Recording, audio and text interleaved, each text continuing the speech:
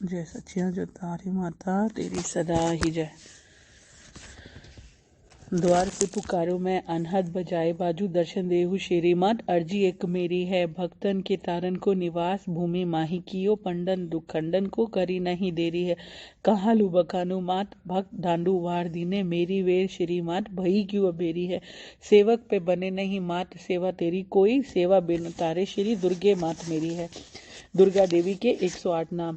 सती, साध्वी, भवप्रीता, भवानी, भवमोचनी, आर्या, दुर्गा, जया, आज्ञा, त्रिनेत्रा, शूल धारणी, पिनाक धारणी, चित्रा, चंद्र घंटा, महातपा, मना, बुद्धि, अहंकारा, चित्रूपा, चिता, चिति, सर्व मंत्रमयी, सत्ता, सत्यानंद, अनंता, भावनी, भाव्या, भव्या, अभव्या, सदागति, शांभवी, देव माता, स्वरूपनी, चिंता, रत्न प्रिया, सर्व विद्या, दक्ष कन्या, दक्ष यज्ञ विनाशिनी, अपर्णा, अनेक वर्णा, पाटला, पाटलावती, पट्टांबर परिधीना, कल मंजी, रंजनी, अमय विक्रमा, क्रूरा, सुंदरी, सुरसुंदरी, वन दुर्गा, मातंगी, मतंग मुनि पूजिता, ब्राह्मी, महेश्वरी, ऐन्द्री, कुमारी, वैष्णवी, चामुंडा वाराई, लक्ष्मी, पुरुषाकृति, बिमला, उत्कर्षणी, ज्ञाना, क्रिया, नित्या, बुद्धिदा, बहुला, बहुल प्रेमी, सर्ववाहन वाहना, निशुंभ शुंभ हननी, महिषासुर मर्दनी, मधुरका टभहंतरी,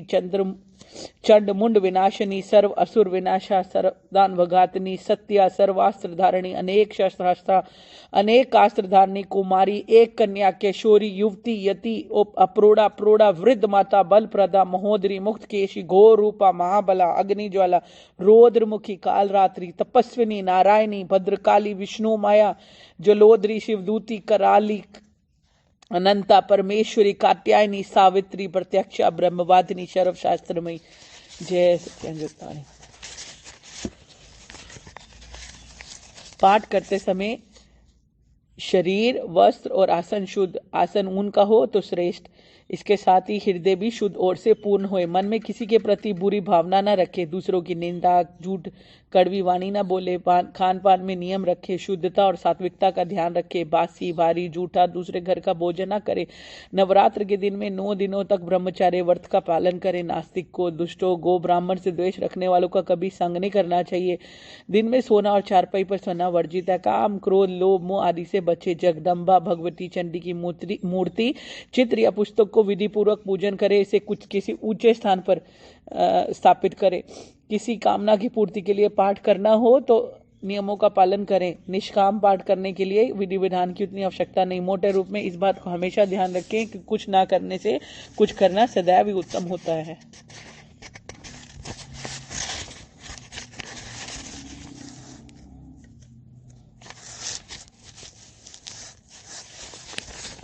भगवती बोली, मैं रुद्र, वसु, आदित्य और विश्व देव रूप से सर्वत्र विचरती हूँ। मित्र, वरुण, इंद्र, अग्नि कुमारों और अश्विनी कुमारों को मैंने ही धारण कर रखा है।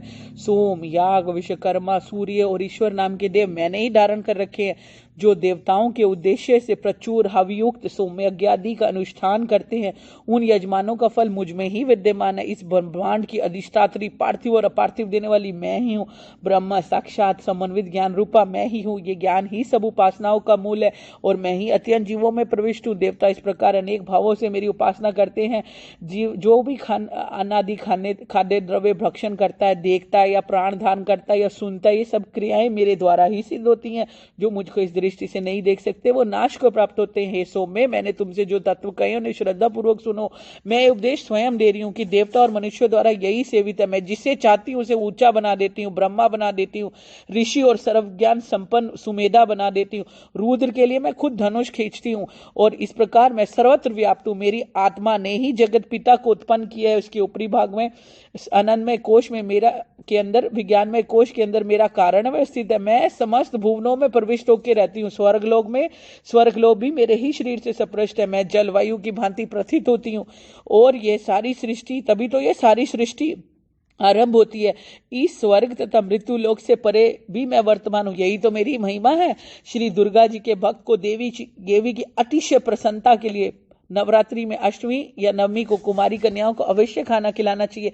इन कुमारी कन्याओं की संख्या 9 हो तो बहुत उत्तम, अगर ना होने शक्ति ना होने पर 2 ही बहुत, किंतु भोजन करने वाली कन्याएं 2 वर्ष से कम और 10 वर्ष से ऊपर नहीं होनी चाहिए। क्रमशः इन कुमारियों के नमस्कार मंत्र यह कुमाय नमः, त्रिमूर्ताय नमः, कल्याणाय नमः, रोहिणाय नमः, कालिकाय नमः, चंडिकाय नमः, शांभवाय नमः, दुर्गाय नमः, सुभद्राय नमः। कुमारियों में कोई भी हीनांगी, अधिकांगी या कुरूपा नहीं होनी चाहिए। पूजन करने के बाद जब कुमारी देवी भोजन कर लें तो उसके ऊपर अपने सिर से अक्षत छुड़वाएं, उन्हें दक्षिणा दे। इस प्रकार करने पर महामाया भगवती देवी बहुत ही प्रसन्न होकर सारे मनोरथ पूर्ण कर देती है। हे परमेश्वरी, हमारे द्वारा दिन रात हजारों अपराध होते हैं, हम आपके दास ऐसा समझकर तुम हमारे अपराधों को तुम कृपा पूर्वक क्षमा कर दो। हे माता, हे परमेश्वरी, ना हम आह्वान करना जानते हैं, ना ही विसर्जन करना जानते हैं, और हम पूजा करने का ढंग भी नहीं जानते। इसलिए हे माँ देवी, तुम क्षमा करो। देवी सुरेश्वरी, जो कुछ भी हम मंत्रहीन, क्रियाहीन, भक्तिहीन पूजन कर दे वो सब आपकी दया के पात्र है। आप जैसा चाहो वैसा करो। हे देवी, हे परमेश्वरी, अज्ञान से या भूल होने के कारण या बुद्धि भ्रांत होने के कारण जो कुछ भी हम कम या ज्यादा कर दे उसके लिए हमें क्षमा करना और हम पर प्रसन्न होना। हे माता, हे सच्चिदानंद स्वरूपा, हे परमेश्वरी, जगत माता कामेश्वरी, तुम प्रेम पूर्वक हमारी ये पूजा स्वीकार कर लो और हम पे हमेशा प्रसन्न रहना। हे देवी,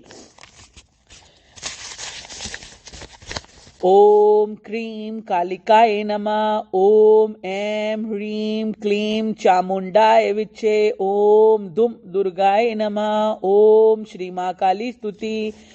सर्वमंगल मांगल्ये शिवे सर्वार्थ साधिके शरण्ये त्र्यंबके गौरी नारायणी नमस्तुते। ब्रह्म रूपे सदानंदे परमानंद स्वरूपिणी द्रुसिद्धि प्रदे देवी नारायणी नमस्तुते। शरणागत दीनार्थ परित्राण परायण सर्वस्तुते हरि देवी नारायणी नमस्तुते। हे करुणामयी जगत जननी आनंद और स्नेहमयी माता, आपकी सदा ही जय हो। हे अम्बे, पंखहीन पक्षी और भूख से पीड़ित बच्चे जिस प्रकार अपनी माँ की राह देखते हैं उसी प्रकार से हम आपकी दया की प्रतीक्षा कर रहे हैं। माता, आप शीघ्र ही आकर हमें दर्शन दो और आपका हम रहस्य जान सके ऐसी बुद्धि हमें प्रदान करो। दुर्गे स्मृता हर्षि भीतम शेष जंतो स्वस्थे स्मृता मतिमति शुभाम ददासी दरिद्र यदु खब भयहारिणी कदम कन्या। हे माँ दुर्गे, सर्वोपकार कराने सदार्थ चित्रता। हे माँ दुर्गे, आप तो स्मरण करने पर संसार के तमाम प्राणियों का भय हर लेती हैं और अगर कोई शांत दिमाग से आपका चिंतन करे तो उसे आप कल्याणकारी बुद्धि प्रदान करती हैं।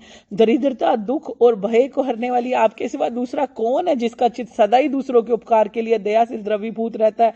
विधि पूर्ण श्रद्धा के साथ भगवती का ध्यान करते करते इस मंत्र को अनेक बार पाठ करके सो। हे माँ दुर्गे, आप स्मरण करने पर संसार के समा प्राणियों का भय हर लेती हैं। अगर आपको कोई शांत चित्त चिंतन करता है उसे आप कल्याणमयी बुद्धि प्रदान करती हैं।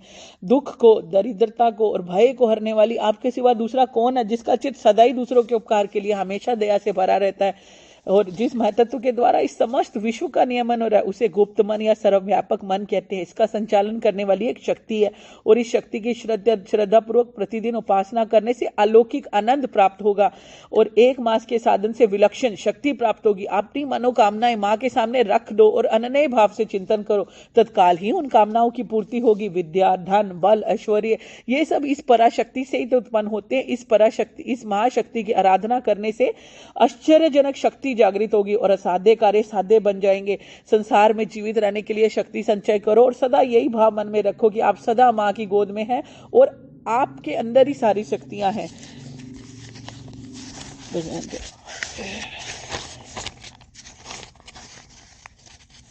देवी कवचम। महर्षि मार्कंडे जी बोले, हे पितामह, संसार में जो गुप्त हो और जो मनुष्यों की सब प्रकार से रक्षा करते हो, जो आपने आज तक किसी को ना बताया हो, ऐसा कवच मुझे बताओ। श्री ब्रह्मा जी कहने लगे, अत्यंत गुप्त और सब मांस प्राणियों की भलाई करने वाला यह कवच आप मुझसे सुनो। मैं प्रथम शैलपुत्री, दूसरी ब्रह्मचारिणी, तीसरी चंद्र घंटा, चौथी कुष्म अंडा, 5वीं स्कंद माता, 6ठी कात्यायनी, 7वीं कालरात्रि, 8वीं महागौरी और 9वीं सिद्धिदात्री। हे देवी की ये 9 मूर्तियां आप ही नवदुर्गा कहलाती हैं। आग में जलता हुआ रण में शत्रु से घिरा हुआ, विषम संकट में फंसा हुआ भी अगर मनुष्य सिर्फ दुर्गा के नाम का ही स्मरण कर ले तो उसे किसी प्रकार की हानि नहीं होती। रण में उसके लिए कुछ भी आपत्ति नहीं रहती, ना उसे किसी प्रकार का दुख या डर ही होता है। हे देवी, जो श्रद्धा पूर्वक तुम्हारा स्मरण करता है उसकी तो वृद्धि होती है तुम, और जो तुम्हारा चिंतन करता है उसकी तुम निसंदेह रक्षा करने वाली होती हो। चामुंडा प्रेत पर वाराई, भैंसे पर रोदरी, हाथी पर वैष्णवी, गरुड़ पर अपना आसन जमाती है महेश्वरी, बैल पर कुमारी देवी, मोर पर और हाथ में कमल लिए विष्णु प्रिया लक्ष्मी जी कमल के आसन पर विराजमान है। बैल पर बैठी हुई ईश्वरी देवी ने सफेद रूप धारण कर रखा है और सब प्रकार के आभूषणों से विभूषित ब्राह्मी देवी हंस पर बैठती है। इस प्रकार ये सबकी सब देवियां सब प्रकार के योगों से युक्त और अनेक प्रकार के रत्न धारण किए हुए हैं। भक्तों की रक्षा के लिए संपूर्ण देवियां रथ में बैठी और क्रोध में भरी दिखाई देती हैं तथा चक्र, गदा, शक्ति, हल, मूसल, खेटक और तोमर और परशु और पाश, भाला और त्रिशूल, उत्तम सरंग आदि शस्त्रों को दैत्यों के नाश के लिए और भक्तों की रक्षा करने के लिए और देवताओं के कल्याण के लिए धारण करी हुई है। हे महारुद्रे, अत्यंत घोर महापराक्रम, महान बल और महान उत्साह वाली हे देवी, तुम्हें हम नमस्कार करते हैं। देवी, तुम्हारे तो दर्शन दुर्लभ है और आप तो शत्रु के भय को बढ़ाने वाली है। जगदम्बिके, हमारी रक्षा करो। पूर्व दिशा में इंद्री देवी, आप हमारी रक्षा करो। अग्निकोण में अग्नि शक्ति, दक्षिण में वाराही देवी, नैऋत्य कोण में खरगदारिणी देवी, आप हमारी रक्षा करो। वारुणी, पश्चिम दिशा में वायुकेण में मृग वाहिनी, उत्तर में कुमारी और ईशान में शूल धारिणी देवी, आप हमारी रक्षा करो। ब्रह्माणी, आप ऊपर से हमारी रक्षा करो। वैष्णवी देवी, नीचे की ओर से हमारी रक्षा करो। इस प्रकार शव पे बैठी हुई चामुंडा देवी 10 दिशाओं में हमारी रक्षा करे। जया देवी आगे की तरफ, विजया देवी पीछे की तरफ, अजिता बाईं और अपराजिता दाहिनी ओर मेरी रक्षा करे। उग्योतनी देवी शिखा की रक्षा करे। उमा सिर में स्थित होकर मेरी रक्षा करे। इस प्रकार मस्तक में मालाधारी देवी मेरी रक्षा करे। यशस्विनी देवी मेरी बोहों का संरक्षण करे। बोहों के मध्य भाग में त्रिनेत्रा और नथनों की यमघंटा देवी हमारी रक्षा करे। नेत्रों के मध्य भाग में शांखनी देवी और द्वारवासिनी देवी कानों की रक्षा करे। कपोलों की कालिका देवी और कानों के मूल भाग की भगवती शांकरी देवी रक्षा करे। सुगंधा, नासिका और चर्चका, ऊपर के होंठ की अमृतकला, नीचे के होंठ की सरस्वती देवी जीभ की रक्षा करे। कुमारी देवी दांतों की और चंडिका कंठ प्रदेश की रक्षा करे। चित्रघंटा गले की घंटी की और महामाया तालू की रक्षा करे। कामाक्षी देवी मेरी थोड़ी की, सर्वमंगला वाणी की रक्षा करे। भद्रकाली गर्दन की और धनुर्धरी पीठ के मेरुदंड की रक्षा करे। कंठ के बाहरी भाग की नलग्रीवा और कंठ की नली की नल कुबरी देवी रक्षा करे। दोनों कंधों की खड़कनी और वज्रधानी मेरी दोनों बाहों का संरक्षण करे। दंडनी देवी दोनों हाथों की, अंबिका देवी समस्त उंगलियों की रक्षा करे। शूलेश्वरी देवी संपूर्ण नखों की और कुलेश्वरी देवी मेरी कुक्षा की रक्षा करे, कुक्षी की रक्षा करे। महादेवी दोनों स्तनों की और शोक विनाशिनी मन की रक्षा करे। ललिता देवी मेरे हृदय की और शूल धारणी उदर की रक्षा करे।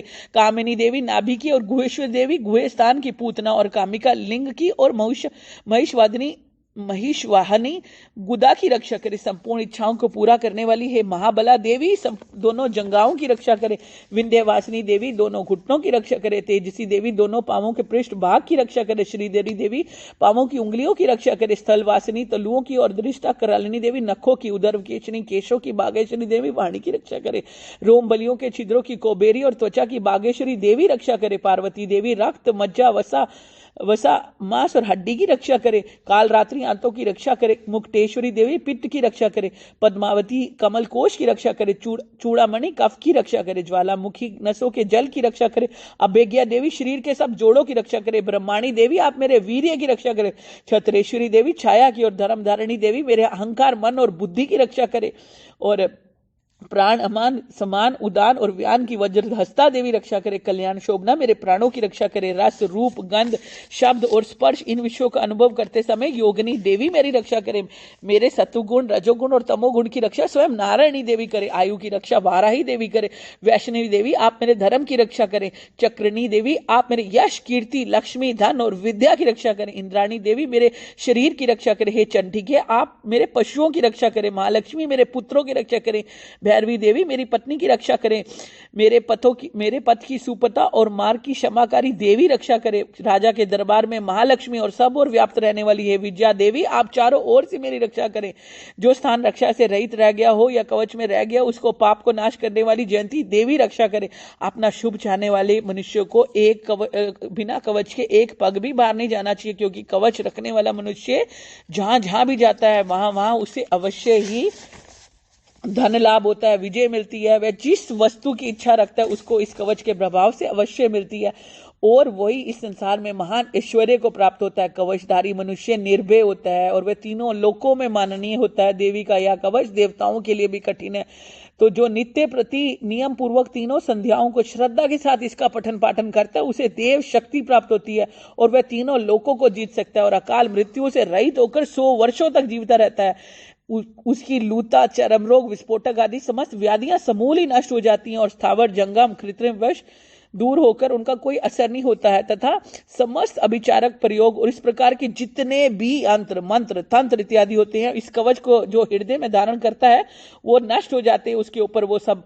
इसके अतिरिक्त पृथ्वी पर विचरने वाले भूचर, नभचर, जलचर प्राणी, उपदेश मात्र से सिद्ध होने वाले निम्न कोटि के देवता, जन्म के साथ प्रकट होने वाले देवता, कुल देवता, कंठमाला आदि डांकनी शंखनी, अंतरिक्ष में विचरने वाली अत्यंत बलवती भयानक डांकनियां, ग्रह, भूत, यक्ष, गंधर्व, राक्षस, ब्रह्म राक्षस, बेताल, कुष्मांड और भैरव आदि अनिष्टकारी देवता भी जो मनुष्य अपने हृदय में यह कवच धारण करता है उसको देखते ही भाग जाते हैं। इस कवच को धारण करने से मान और तेज बढ़ता है। जो मनुष्य इस कवच का पाठ करके उसके पश्चात सप्तशती चंडी का पाठ करता है उसका यश जगत में विख्यात होता है और जब तक वन, पर्वत, कान्हा नदी इस भूमंडल पर स्थित है तब तक उसकी यहाँ पुत्र, पौत्र आदि संतान परंपरा बनी रहती है और देहांत होने पर ऐसा मनुष्य परम पद को प्राप्त होता है जो देवताओं के लिए भी कठिन है और अंत में सुंदर रूप को धारण करके भगवान शंकर के साथ आनंद करता हुआ परम मोक्ष को प्राप्त होता है।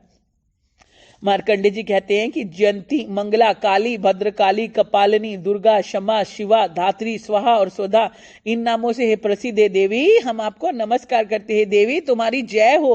प्राणियों के संपूर्ण दुखों को हरने वाली और सब में व्याप्त रहने वाली है देवी तुम्हारी जय हो। काल रात्रि तुम्हें नमस्कार है। मधु और केटव दैत्य का वध करने वाली और ब्रह्मा जी को वरदान देने वाली है देवी तुम्हें नमस्कार है। तुम हमें रूप दो, जय दो, यश दो, हमारे काम क्रोध आदि शत्रुओं का नाश कर दो। महिषासुर का नाश करने वाली, भक्तों को सुख देने वाली है देवी तुम्हें नमस्कार है। तुम हमें सुंदर स्वरूप दो, विजय दो, यश दो, हमारे शत्रु का नाश कर दो। हे रक्त बीज को वध करने वाली, चंडमुंड को नाश करने वाली, तुम हमें सुंदर रूप दो, जय दो, यश दो, काम क्रोध आदि शत्रु का नाश कर दो। हे शुंभ और निशुंभ और धूम्राक्ष राक्षस का मर्दन करने वाली है देवी तुम हमें सुंदर स्वरूप दो, विजय दो, यश दो, मेरे शत्रु का नाश कर दो।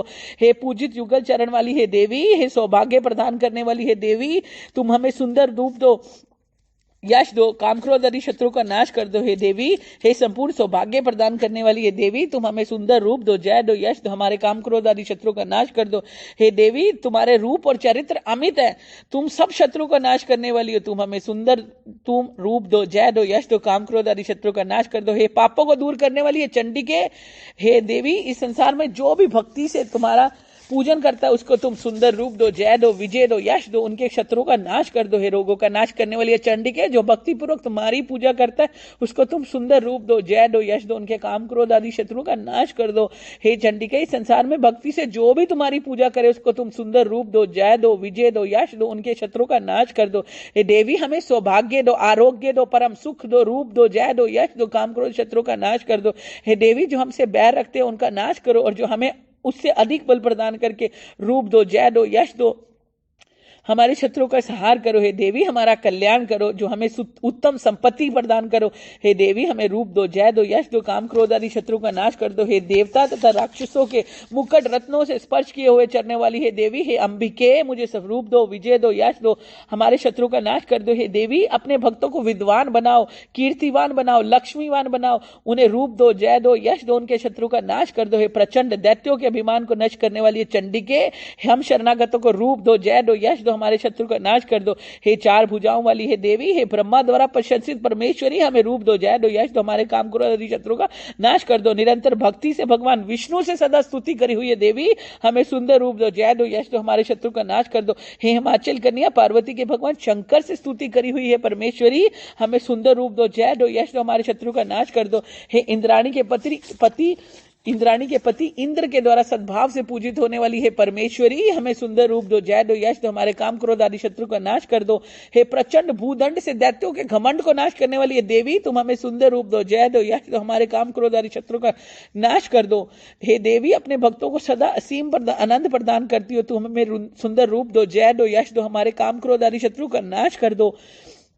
जिसकी इच्छा अनुसार, हे देवी, जिसकी इच्छा अनुसार चलने को मन करे ऐसा सुंदर पति हमें प्रदान करो, जो कि संसार सागर से तारने वाला और उत्तम कुल में उत्पन्न हुआ हो। जो मनुष्य पहले स्त्रोत का पाठ करता है, उसके बाद सप्तशती रूपी महास्त्रोत का पाठ करता है, वह सप्तशती संख्या के समान श्रेष्ठ फल को प्राप्त होता है और उसके साथ उसे प्रचुर धन भी मिलता है। जय भोलेनाथ।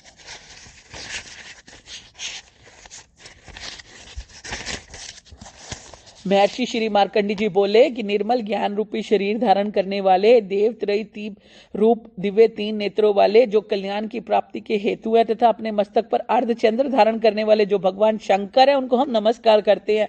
जो मनुष्य इन कीलक मंत्रों को जानता है वही मनुष्य कल्याण को प्राप्त होता है। जो अन्य मंत्रों को जप कर केवल सप्तशती स्रोत से ही देवी को स्तुति करता, उससे इसी से देवी की सिद्धि हो जाती है और उसे अपने कार्य की सिद्धि के लिए कोई दूसरा साधना करने के लिए उपाय करने की जरूरत नहीं पड़ती।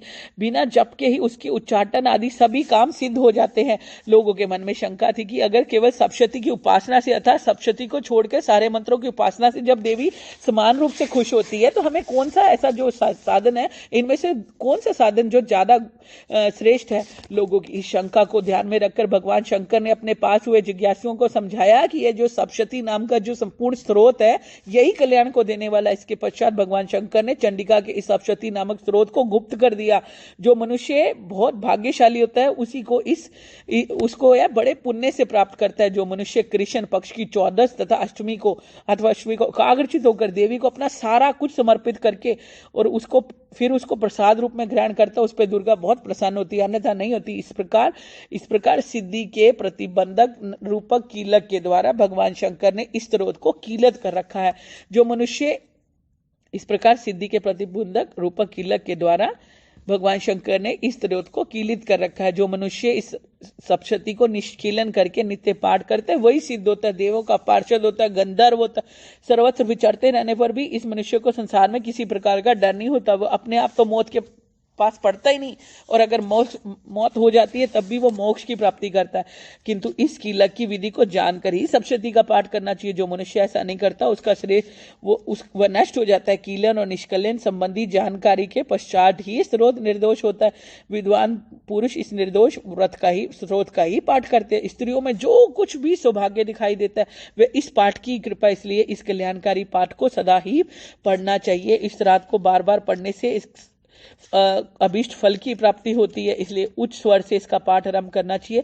जिस देवी के प्रसाद से ऐश्वर्य, सौभाग्य, आरोग्य, संपत्ति, शत्रुनाश, परम मोक्ष की प्राप्ति होती है, उस देवी की स्तुति मनुष्य को अवश्य करनी ही चाहिए। पहला अध्याय, महर्षि ऋषि का राजा सूरत और समाधि को देवी की महिमा बताना। श्री मार्कंडेय जी बोले कि सूर्य के पति स्वारणी की उत्पत्ति की कथा विस्तार पूर्वक कहता हूँ, सुनो। स्वारणी महामाया की कृपा से जिस प्रकार मनवंतर के स्वामी हुए उसका हाल भी सुनो। पहले एक स्वरोचिष नाम के एक मनवंतर में चैत्रवंशी सूरत नाम के एक राजा थे। सारी पृथ्वी पर उनका राज्य था। प्रजा को अपने पुत्र के समान समझते थे और वह सारी पृथ्वी पर उनका राज्य था। तब भी कोलादिवंशी जो राजा उनके शत्रु बन गए। दुष्ट को दंड देने के लिए राजा सूरत की उनके साथ लड़ाई हुई, लेकिन कोलादिवंशी जो है संख्या में कम होने पर भी राजा सूरत उनसे युद्ध में हार गए। तब वे जाके अपने नगर में आकर रहने लगे, लेकिन अपने देश का भी राज्य और केवल अपने देश का ही राज्य उनके पास रह गया था और वह उसी देश का राज्य होकर राजा करने लगे। किंतु उनके शत्रुओं ने वहां पर भी उनका आक्रमण कर दिया। तो राजा को बलहीन देखकर उसके दुष्ट मंत्रियों ने राजा की सेना और खजाने को अपने अधिकार में ले लिया और राजा सूरत अपने राज्याधिकार को हार कर शिकार खेलने के बहाने घोड़े पर सवार होकर वहां से एक भयंकर वन की तरफ चला गया। और वहां पर मन में उन्होंने जाके एक महर्षि मेधा का आश्रम देखा।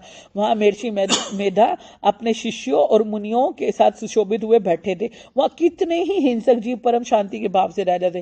राजा सूरत ने महर्षि मेधा को प्रणाम किया और महर्षि ने भी उनका उचित सत्कार किया। राजा सूरत ने महर्षि के आश्रम में कुछ समय तक ठहरे और फिर अपनी नगर की ममता के कारण आकर्षण से राजा अपने मन में सोचने लगे कि पूर्व काल में पूर्वजों ने जिस नगर का पालन किया था वे आज मेरे हाथ से निकल गया। मेरे जो दुष्ट और दुरात्मा मंत्री है अब पता नहीं मेरी नगर की अच्छी तरह रक्षा कर भी रहे होंगे कि नहीं, धर्म से रक्षा कर भी रहे होंगे कि नहीं। जो मेरा हाथी था, प्रधान हाथी, जो सदा मद की वर्षा करने वाला था और इतना शूरवीर था और मेरे वैरियों के वश में पड़कर न जाने कितने दुख भोग रहा होगा। मेरे आज्ञाकारी नौकर जो मेरी कृपा से धन और भोजन पाने से सदैव सुखी रहते थे और मेरे पीछे पीछे चलते थे, अब निश्चय दुष्ट राजाओं का अनुसरण करते होंगे होंगे और मेरे दुष्ट और दुरात्मा मंत्रियों द्वारा व्यर्थ ही मेरे धन को व्यय करने से, धन को खर्च करने से जो मेरा इकट्ठा हुआ सारा धन एक दिन अवश्य खाली हो जाएगा। इस प्रकार की बहुत सारी बातें सोचता हुआ राजा बहुत दुखी रहने लगा। एक दिन राजा सूरत ने महर्षि मेधा के आश्रम के पास एक वैश्य को देखा। राजा ने उनसे पूछा, भाई तुम कौन और यहाँ पर तुम क्या करने आए हो, और तुम मुझे कुछ उदास दिखाई देते हो, अनमने से दिखाई देते हो, कारण क्या है? राजा के नम्र वचन सुनकर वैश्य ने महाराजा सूरत को प्रणाम करके कहा कि वैश्य बोला, हे राजन, मेरा नाम समाधि है और मैं धनियों के कुल में उत्पन्न हुआ एक वैश्य हूँ। मेरे जो दुष्ट स्त्री है और जो मेरे पुत्र आदि है, उन्होंने धन के लोभ से लोभ से मेरा धन छीन लिया है और मुझे घर से बाहर निकाल दिया है। इस प्रकार मैं दुखी होकर इस वन में चला आया हूँ और यहाँ पर रहता हुआ भी मैं इस बात को नहीं जान सकता कि इस समय मेरे घर में सब कुछ ठीक है अभी कि नहीं। मैं अपने परिवार का कोई भी समाचार नहीं प्राप्त कर सकता कि इस समय मेरे घर में सब कुछ कुशल पूर्वक है या नहीं। मैं अपने पुत्रों के संबंध में ये भी नहीं जान सकता कि वो सदाचारी या फिर दुराचार में फंस गए हैं। राजा बोले, जिस धन के लोभी स्त्री और पुत्रों ने जब तुम्हें घर से बाहर ही निकाल दिया तो तुम्हारा चित्त क्यों उनसे प्रेम करता है? वैश्य ने कहा कि भी आपका मेरे बारे में ऐसा कहना बिल्कुल उचित है, लेकिन मेरा मन कठोर नहीं होता। जबकि उन्होंने लोभ के धन के लोभ में पड़कर मुझे पितृस्नेह को त्याग कर मुझे घर से निकाल दिया, लेकिन मेरे मन में तो उनके लिए प्रति कठोरता नहीं आती है। मामते, मेरा मन अभी भी उनमें क्यों फंसा हुआ है? मैं इस बात को जानता हुआ भी क्यों नहीं जान पा रहा कि भी मेरा चित्त उन्हीं के लिए क्यों दुखी है। मैं उनके लिए लंबी लंबी सांसें ले रहा हूँ, उन लोगों में प्यार नाम मात्र को भी नहीं है, परंतु ऐसे निसन्नियों के लिए मेरा हृदय क्यों नहीं कठोर होता? महर्षि मैकट जी बोले, हे ब्रह्मांड। इसके पश्चात महाराजा सूरत और वैश्य दोनों महर्षि मेधा के पास गए और उन्होंने यथा योग्य न्याय संभाषण करके दोनों ने अपनी अपनी बातचीत को आरंभ किया। राजा बोले, हे भगवान, मैं आपसे एक बात पूछना चाहता हूँ, सो आप कृपा करके मुझे बताओ। भी मेरा मन मेरे अधीन नहीं है, मैं बहुत दुखी हूँ। राज्य धन आदि की चिंता अभी भी मुझे बनी हुई है और मेरी ये ममता अज्ञानियों की तरह बढ़ती जा रही है। और ये जो समाधि नामक वैश्य है, ये भी अपने घर से अपमानित होकर आया, इसके खुद के बंदों ने इसको घर से निकाल दिया है, सब जनों से त्यागा हुआ भी ये हमारे उनसे हार्दिक प्रेम क्यों रखता है? इस प्रकार हम दोनों ही दुखी हैं। महाभाग, उन लोगों के अवगुणों को देखकर भी हमारे मन में उनके लिए ममता जनित आकर्षण क्यों पैदा हो रहा है? हमारे ज्ञान रहते हुए भी ऐसा क्यों है? अज्ञानी पुरुषों की तरह हम दोनों में यह मूर्खता क्यों है? महर्षि मेधा ने कहा कि विश्व मार्ग का जो ज्ञान है ना, वो सब जंतुओं को है। सबके लिए विषय पृथक पृथक होते हैं। कुछ प्राणी दिन में देख सकते हैं, कुछ रात को, और कुछ ऐसे होते हैं जो दिन रात दोनों में देख सकते हैं। यह सत्य है कि मनुष्यों में ज्ञान प्रदान है, लेकिन केवल मनुष्य ज्ञानी नहीं है, पशु पक्षी भी ज्ञान रखते हैं। जिस प्रकार पशु पक्षी ज्ञानी है, वैसे ही मनुष्यों का ज्ञान है। ये ज्ञान मनुष्यों में है, वैसा ही पशु पक्षियों में है, तथा अन्य बातें भी दोनों में एक समान पाई जाती हैं। ज्ञान होने पर भी इन पक्षियों की तरफ देखो कि उन्होंने अपने भूख से पीड़ित बच्चों की चोंच में कितने प्रेम से अन्न के दाने डाल रहे हैं। हे राजन, ऐसा ही प्रेम मनुष्यों में भी अपनी संतान के प्रति पाया जाता है। लोभ के कारण या अपने उपकार का बदला पाने के लिए मनुष्य पुत्रों की इच्छा रखता है। इस प्रकार वे मोह के गड्ढे में गिरा करते हैं। श्री भगवान हरि जी की जो माया है ना, उसी से सारा संसार मोहित हो रहा है। इसमें आश्चर्य की कोई बात नहीं है, क्योंकि वह भगवान विष्णु की योग निद्रा है। महामाया भगवती देवी ज्ञानियों के चित्त को भी बलपूर्वक खींचकर मोह में डाल देती है और उसी प्रकार उसी के द्वारा संपूर्ण जगत की उत्पत्ति होती है। यही भगवती देवी जब खुश हो जाती है तो मनुष्य को मुक्ति प्रदान कर देती है। यही संसार के बंधन का कारण है और संपूर्ण ईश्वरों की भी स्वामिनी है। महाराजा सूरत ने पूछा कि हे भगवान, ये देवी कौन सी है जिसको आप महामाया कहते हैं? हे ब्रह्मांड, ये कैसे उत्पन्न हुई, उसका क्या कार्य, उसके चरित्र कौन कौन से है? प्रभु, उसका जैसा प्रभाव हो, जैसा स्वरूप हो, कृपा करके हमें बताओ, हम आपसे सुनना चाहते हैं। महर्षि मेधा बोले, राजन, वह तो देवी नित्य स्वरूपा है, वह इसी के द्वारा सारा संसार रचा गया है और उसी की और तब भी उसकी जो उत्पत्ति है वो अनेक प्रकार से होती है।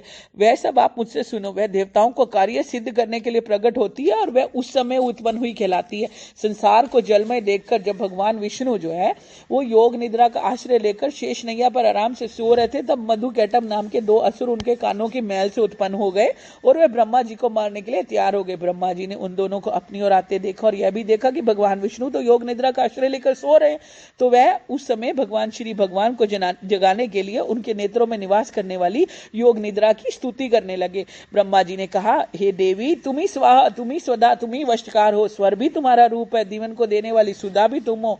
नित्य अक्षर प्रणव में अकार उकार मकार इन तीनों माताओं के रूप में तुम ही स्थित हो। इसके प्रति जो भी बिंदुबद्ध अर्ध मात्रा है जिसका कि विशेष रूप से उच्चारण नहीं किया जाता है देवी, वे भी तुम हो। हे देवी संध्या सावित्री परम जननी तुम हो, इस विश्व को धारण करने वाली तुम हो। तुमने इस जगत की रचना करी, तुम इस जगत का पालन करती हो, कल्प के अंत में तुम ही इनको सबको भक्षण करने वाली हो। हे देवी जगत की उत्पत्ति के समय तुम सृष्टि रूपा होती हो, पालन करने के समय तुम स्थित रूपा हो जाती हो और कल्प के अंत में सहार रूप भक्षण धारण कर लेती हो। तुम ही महाविद्या महामाया महामेधा मोहरात्रि महारात्रि हो, श्री ईश्वरी और बोध स्वरूपा बुद्धि भी तुम ही हो, लज्जा पुष्टि तुष्टि शांति और क्षमा भी तुम ही हो। तुम ही खड़ग धारणी शूल धारणी घोर रूपा गदा शक्र शंकर धनुष को धारण करने वाली हो और बाण भिशुंडी परिज्ञ भी तुम्हारे अस्त्र शस्त्र है। तुम सौम्य और सौम्यतर हो, यही नहीं जितनी भी संसार में जितनी भी सौम्य और सुंदर वस्तु है उन सबसे बढ़कर सुंदर तुम हो हे माता। पर और ऊपर से सबसे ऊपर रहने वाली सबसे सुंदर तुम हो हे सर्वस्वरूपे देवी। जितने इस संसार में जितने भी सत असत जितने भी पदार्थ है वह सारी शक्ति उनमें जो भी शक्ति है वो सब तुम हो। ऐसी अवस्था में भला तुम्हारी कौन स्तुति कर सकता है देवी। इस संसार की सृष्टि और पालन और संसार करने वाले जब भगवान है उसको भी जब तुमने नींद के वशीभूत कर दिया है तो फिर तुम्हारी स्तुति कौन कर सकता है। मुझे भगवान विष्णु और भगवान शंकर को शरीर धारण कराने वाली भी तुम हो, तुम्हारी स्तुति करने की शक्ति किसमें है देवी। तुम तो अपने इन्हीं उदार प्रभावों के कारण ही प्रशंसनीय हो। मधु कैटव का जो मधु कैटव नाम के दो भयंकर असुर है इन्हें मोह में डाल दो ना और भगवान श्री हरि भगवान विष्णु को भी जल्दी जगा दो और उनमें इनको मार डालने की बुद्धि भी उत्पन्न कर दो। महर्षि मेधा बोले, हे राजन, जब ब्रह्मा जी ने देवी की इस प्रकार स्तुति करके भगवान विष्णु को जगाने और मधु कैटभ को मारने के लिए कहा तो भगवान श्री विष्णु के नेत्र मुख नासिका बाहु हृदय और वक्षस्थल से निकलकर श्री ब्रह्मा जी भगवान को जगाने और मधु कैटभ को मारने के लिए कहा तो वह भगवान श्री विष्णु के नेत्र मुख नासिका बाहु हृदय और वक्षस्थल से निकलकर श्री ब्रह्मा जी के सामने खड़ी हो गई। उसका ऐसा करना था कि भगवान श्री तुरंत उठ गए और उन्होंने दोनों असुरों को देखा जो कि अत्यंत बलवान और पराक्रमी थे। मारे क्रोध के उनके नेत्र जो है लाल लाल हो रहे थे, श्री ब्रह्मा जी को वध करने के लिए तैयार थे। तब क्रुद्ध होकर उन दोनों दुरात्माओं असुरों के साथ भगवान श्री हरि पूरे 5000 वर्ष तक लड़ते रहे। एक तो वह बड़े बलवान और पराक्रमी थे, दूसरे महामाया ने भी उनको मुंह में डाल रखा था। तो वह श्री भगवान से कहने लगे कि हम दोनों तुम्हारी वीरता से बहुत ही खुश है, जाओ हमसे कोई वर मांगो। भगवान ने कहा, यदि तुम मुझ पे खुश हो और मुझे कुछ देना चाहते हो तो मेरे हाथों से मर जाओ, बस इतना सा वर मैं तुमसे मांगता हूँ। यहाँ पर दूसरे वर का तो कोई प्रयोजन नहीं है। महर्षि मेधा बोले, इस प्रकार से जब वे धोखे में आ गए और अपने चारों तरफ जल ही जल देखा तो भगवान श्री हरि से कहने लगे कि जहां जल ना हो ना, सूखी जमीन हो, वहां पर मारा वध करो। महर्षि मेधा कहते हैं, तथास्तु कहकर भगवान श्री हरि ने उन दोनों को अपनी जंघा पर लिटा के उनके सिर काट दिए। इस प्रकार से देवी श्री ब्रह्मा जी की स्तुति करने पर प्रकट हुई और अब उसके तुम्हें मैं प्रभाव वर्णन करता हूं, सो सुनो। महर्षि मेधा बोले, प्राचीन काल में देवताओं और असुरों में पूरे 100 वर्षों तक घोर युद्ध हुआ। उसमें असुरों का स्वामी महिषासुर था और देवराज जो इंद्र है वो देवताओं के नायक थे। इस युद्ध में देवताओं की सेना ना परास्त हो गई थी और इसी प्रकार संपूर्ण देवताओं को जीतकर जो महिषासुर है वो इंद्र बन बैठा था। युद्ध के पश्चात हारे हुए देवता प्रजापति ब्रह्मा जी को साथ लेकर उस स्थान पर पहुंचे जहां पर भगवान शंकर विराजमान थे। देवताओं ने अपनी हार का सारा वृत्तांत भगवान विष्णु और शंकर को जाकर कह सुनाया। वे कहने लगे कि हे प्रभु, महर्षि जो महिषासुर सूर्य, इंद्र, अग्नि, वायु, चंद्रमा, यम, वरुण तथा सारे देवताओं का अधिकार छीनकर स्वयं अधिष्ठाता बन बैठा है और उसने समस्त देवताओं को जो है ना स्वर्ग से निकाल दिया और वह मनुष्यों की तरह पृथ्वी पर विचर रहे। दैत्यों की सारी काली करतूत हमने आपको सुना दी। हम आपकी शरण में इसलिए आए हैं कि आप उनको वध करने का कोई तो उपाय सोचो ना भगवान। देवताओं की बातें सुनकर भगवान विष्णु और शंकर जी को दैत्यों पर बड़ा गुस्सा आया। उनकी भौहें तन गई, आंखें लाल हो गई। गुस्से में भरे हुए भगवान विष्णु के मुख से बड़ा भारी तेज निकला। उसी प्रकार का तेज भगवान शंकर, ब्रह्मा, इंद्र आदि दूसरे देवताओं के मुख से भी प्रकट हुआ। वे सारा तेज एक में मिल गया और तेज का वे पुंज ऐसे दिखता था जैसे माने कोई ज्वल्यमान पर्वत हो। देवताओं ने देखा कि उस पर्वत की ज्वाला चारों तरफ फैली हुई थी। देवताओं के शरीर से प्रकट हुए तेज की किसी अन्य तेज से तुलना नहीं हो सकती थी। एक स्थान पर इकट्ठा होने पर वह तेज एक देवी के रूप में परिवर्तित हो गया और उस अपने प्रकाश से तीनों लोकों में व्याप्त जान पड़ा। भगवान शंकर का तेज था जिससे देवी का मुख बना, यमराज के तेज से उसके सिर के बाल बने, भगवान विष्णु के तेज से उनकी भुजाएं बनी, चंद्रमा के तेज से उनके दोनों स्तन बने, इंद्र के तेज से उनकी जंघा और पिंडली, पृथ्वी के तेज से उनका नितंब भाग बना, ब्रह्मा जी के तेज से उनके चरण और सूर्य के तेज से उनकी उंगलियां पैदा हुई और वसुओं के तेज से हाथों की उंगलियां, वसुओं के तेज से हाथों की उंगलियां और कुबेर के तेज से नासिका बनी, प्रजापति के तेज से उनके दांत और अग्नि के तेज से उनके नेत्र बने, संध्या के तेज से उनकी भौहें और वायु के तेज से उनके कान प्रकट हुए। इस प्रकार उस देवी का प्रादुर्भाव हुआ। महिषासुर से पराजित देवता उस देवी को देखकर बहुत खुश हुए। भगवान शंकर ने अपने त्रिशूल में से एक त्रिशूल निकालकर देवी को दिया। भगवान विष्णु ने अपने चक्र में से एक चक्र निकालकर उस देवी को दिया। वरुण ने अपने चक्र में से एक चक्र निकालकर उस देवी को दिया। वरुण ने देवी को शंख भेंट किया, अग्नि ने उनको शक्ति दी, वायु ने उन्हें धनुष बाण दिए, सहस्त्र नेत्रों वाले देवराज इंद्र ने अपने वज्र से उत्पन्न वज्र दिया, ऐरावत हाथी का घंटा उतार कर देवी को भेंट किया। यमराज ने उसे काल दंड में से एक दंड दिया, वरुण ने उसे पाश दिया, प्रजापति ने स्फटिक की माला दी, ब्रह्मा जी ने उन्हें कमंडल दिया, सूर्य ने देवी के समस्त रोमों में अपनी किरणों का तेज भर दिया, काल ने उन्हें चमकते हुए ढाल और तलवार दी और उज्जवल और उज्जवल हार, दिव्य वस्त्र आदि भेंट किए। इसके साथ ही उन्हें दिव्य चूड़ामणि दी, 2 कुंडल, कंकड़, उज्जवल अर्धचंद्र, बाहों के लिए बाजूबंद, चरणों के लिए नूपुर और गले के लिए सुंदर हांसली और उंगलियों के लिए रत्नों से बटी अंगूठियां उन्हें दी। विश्वकर्मा ने अपना एक फरसा उन्हें दिया। इसके साथ ही कई प्रकार के अस्त्र शस्त्र, अभेद कवच दिए और इसके अतिरिक्त उन्हें कबीना कुमलाने वाली सुंदर कमलों की मालाएं भेंट की। समुद्र ने सुंदर कमल का फूल देवी को भेंट किया। हिमालय ने सवारी के लिए सिंह दिया, तरह तरह के रत्न देवी को भेंट किया। यक्षराज कुबेर ने मधु से भरा हुआ पात्र, शेषनाग ने उन्हें बहुमूल्य मणियों से विभूषित नागाहार भेंट किया। इस प्रकार दूसरे देवताओं ने भी उन्हें आभूषण देकर, अस्त्र शस्त्र देकर उनका सम्मान किया। इसके पश्चात देवी ने बड़े ऊंचे स्वर में आवाज करी। इससे बड़ा ही इनके भयंकर नाद से सारा आकाश गूंज उठा। देवी के इस उच्च स्वर से स्वर से किया हुआ सिंहनाद समा न सका। आकाश उसके सामने छोटा प्रतीत होने लगा। उससे बड़े जोर की प्रतिध्वनि हुई जिससे समस्त विश्व में हलचल मच गई। समुद्र कांप गए, पृथ्वी डोलने लगी, सब प्रकार के पर्वत हिलने लगे। देवताओं ने उस समय उत्पन्न हुई सिंह वाहिनी जगतमयी देवी से कहा कि हे देवी, तुम्हारी जय हो। इसके साथ महर्षियों ने भक्ति भाव से विनम्र होकर उनकी स्तुति करी। संपूर्ण त्रिलोकी को शोकमगन देखकर दैत्यगण और अपनी सेनाओं को साथ लेकर हथियार आदि उठाकर खड़े हो गए। संपूर्ण त्रिलोकी को शोकमगन देखकर दैत्यगण अपनी सेनाओं को साथ लेकर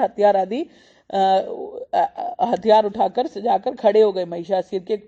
महिषासुर के क्रोध की कोई सीमा नहीं रही। उसके क्रोध में भरकर कहा कि ये सब क्या उत्पात है। फिर वह अपनी सेना को साथ में लेकर उस तरफ दौड़ा जहां से भयंकर नाद का शब्द सुनाई दिया था। आगे पहुंचकर उसने देवी को देखा जो कि अपनी प्रभा से तीनों लोकों को प्रकाशित कर रही थी। उसके चरणों के भार से पृथ्वी दबे जा रही थी, माथे के मुकुट से आकाश में एक रेखा सी बन रही थी और उसके धनुष की टंकोर से सब लोग शुभ हो रहे थे और देवी अपने सहस्त्रों भुजाओं को संपूर्ण दिशाओं में फैलाए हुए खड़ी थी। इसके पश्चात दो दैत्यों के साथ उनका युद्ध छिड़ गया। कई प्रकार के अस्त्र शस्त्र से सभी प्रकार की दिशाएं उद्भाषित होने लगी। महिषासुर की सेना का सेनापति चिक्षुर नाम का एक असुर था। वह आगे बढ़कर देवी के साथ युद्ध करने लगा और दूसरे दैत्यों की चतुरंगणी सेना को साथ लेकर चामर भी लड़ने लगा।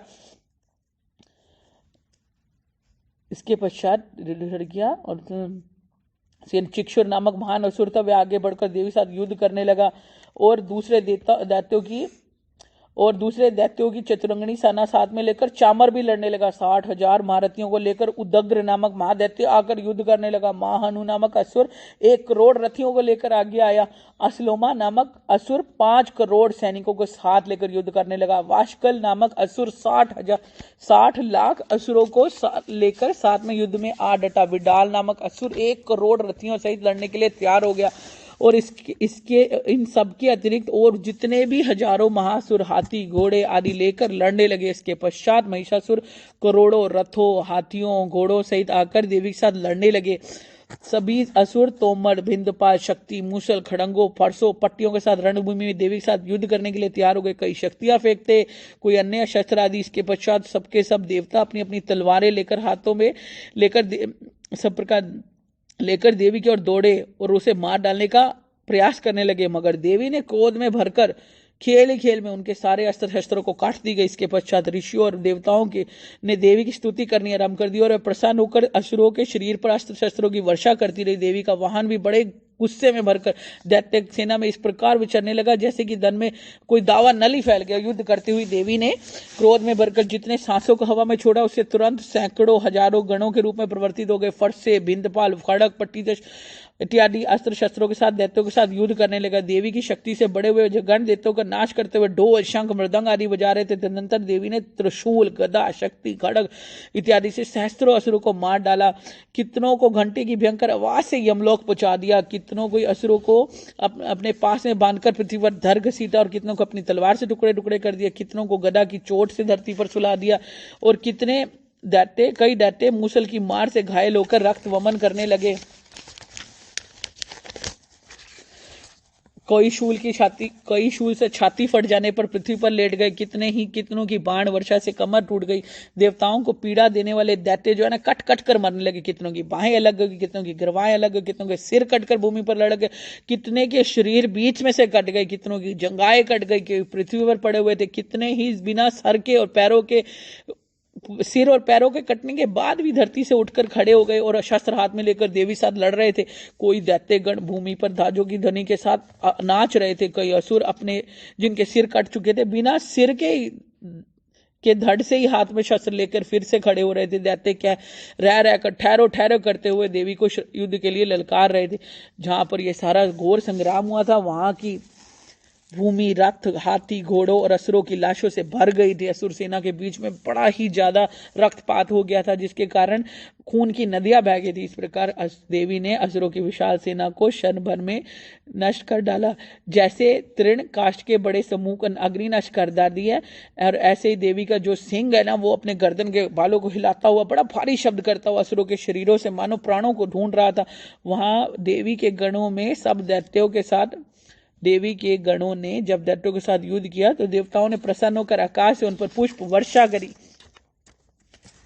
तीसरा अध्याय। महर्षि मेधा ने कहा, महिषासुर की सेना को नष्ट करता होता देखकर उसकी सेना का जो सेनापति चिक्षुर था वो बड़ा ही क्रोध में भरकर देवी के साथ युद्ध करने के लिए आगे बढ़ा। वे देवी पर इस प्रकार बाणों की वर्षा कर रहा था जैसे मान लो सुमेरु पर्वत पानी की धार बरसा रहा हो। इस प्रकार देवी ने अपने बाणों से उसके बाणों को काट डाला, उसके हाथी और घोड़ों और सारथी को मार डाला, साथ ही उसके धनुष और उसकी अत्यंत ऊंची ध्वजा को भी काटकर नीचे गिरा दिया। उसका धनुष कट जाने के पश्चात वे उसके शरीर के अंगों को भी अपने बाणों से बीन डाला। धनुष, घोड़ों और सारथी के नष्ट हो जाने पर वह असुर ढाल और तलवार लेकर देवी की ओर आगे बढ़ा। उसने अपनी तीक्ष्ण धार वाली तलवार से देवी के सिंग पर के मस्तक पर प्रहार किया। बड़े वेग से देवी की बाई भुजा पर वार किया, किंतु देवी की बाई भुजा को छूते ही उसकी दैत्य की तलवार टूटकर दो टुकड़े हो गई। इससे दैत्य ने क्रोध में भरकर शूल हाथ में लिया और भद्रकाली देवी की ओर फेंका। देवी की ओर जाता हुआ वह शूल आकाश से गिरते हुए सूर्य के समान प्रज्वलित होता। उस शूल को अपनी ओर आते देखकर देवी ने भी उन पर शूल छोड़ा और महासुर के शूल के 100 टुकड़े कर दिए। साथ ही महासुर के प्राण भी हर लिए।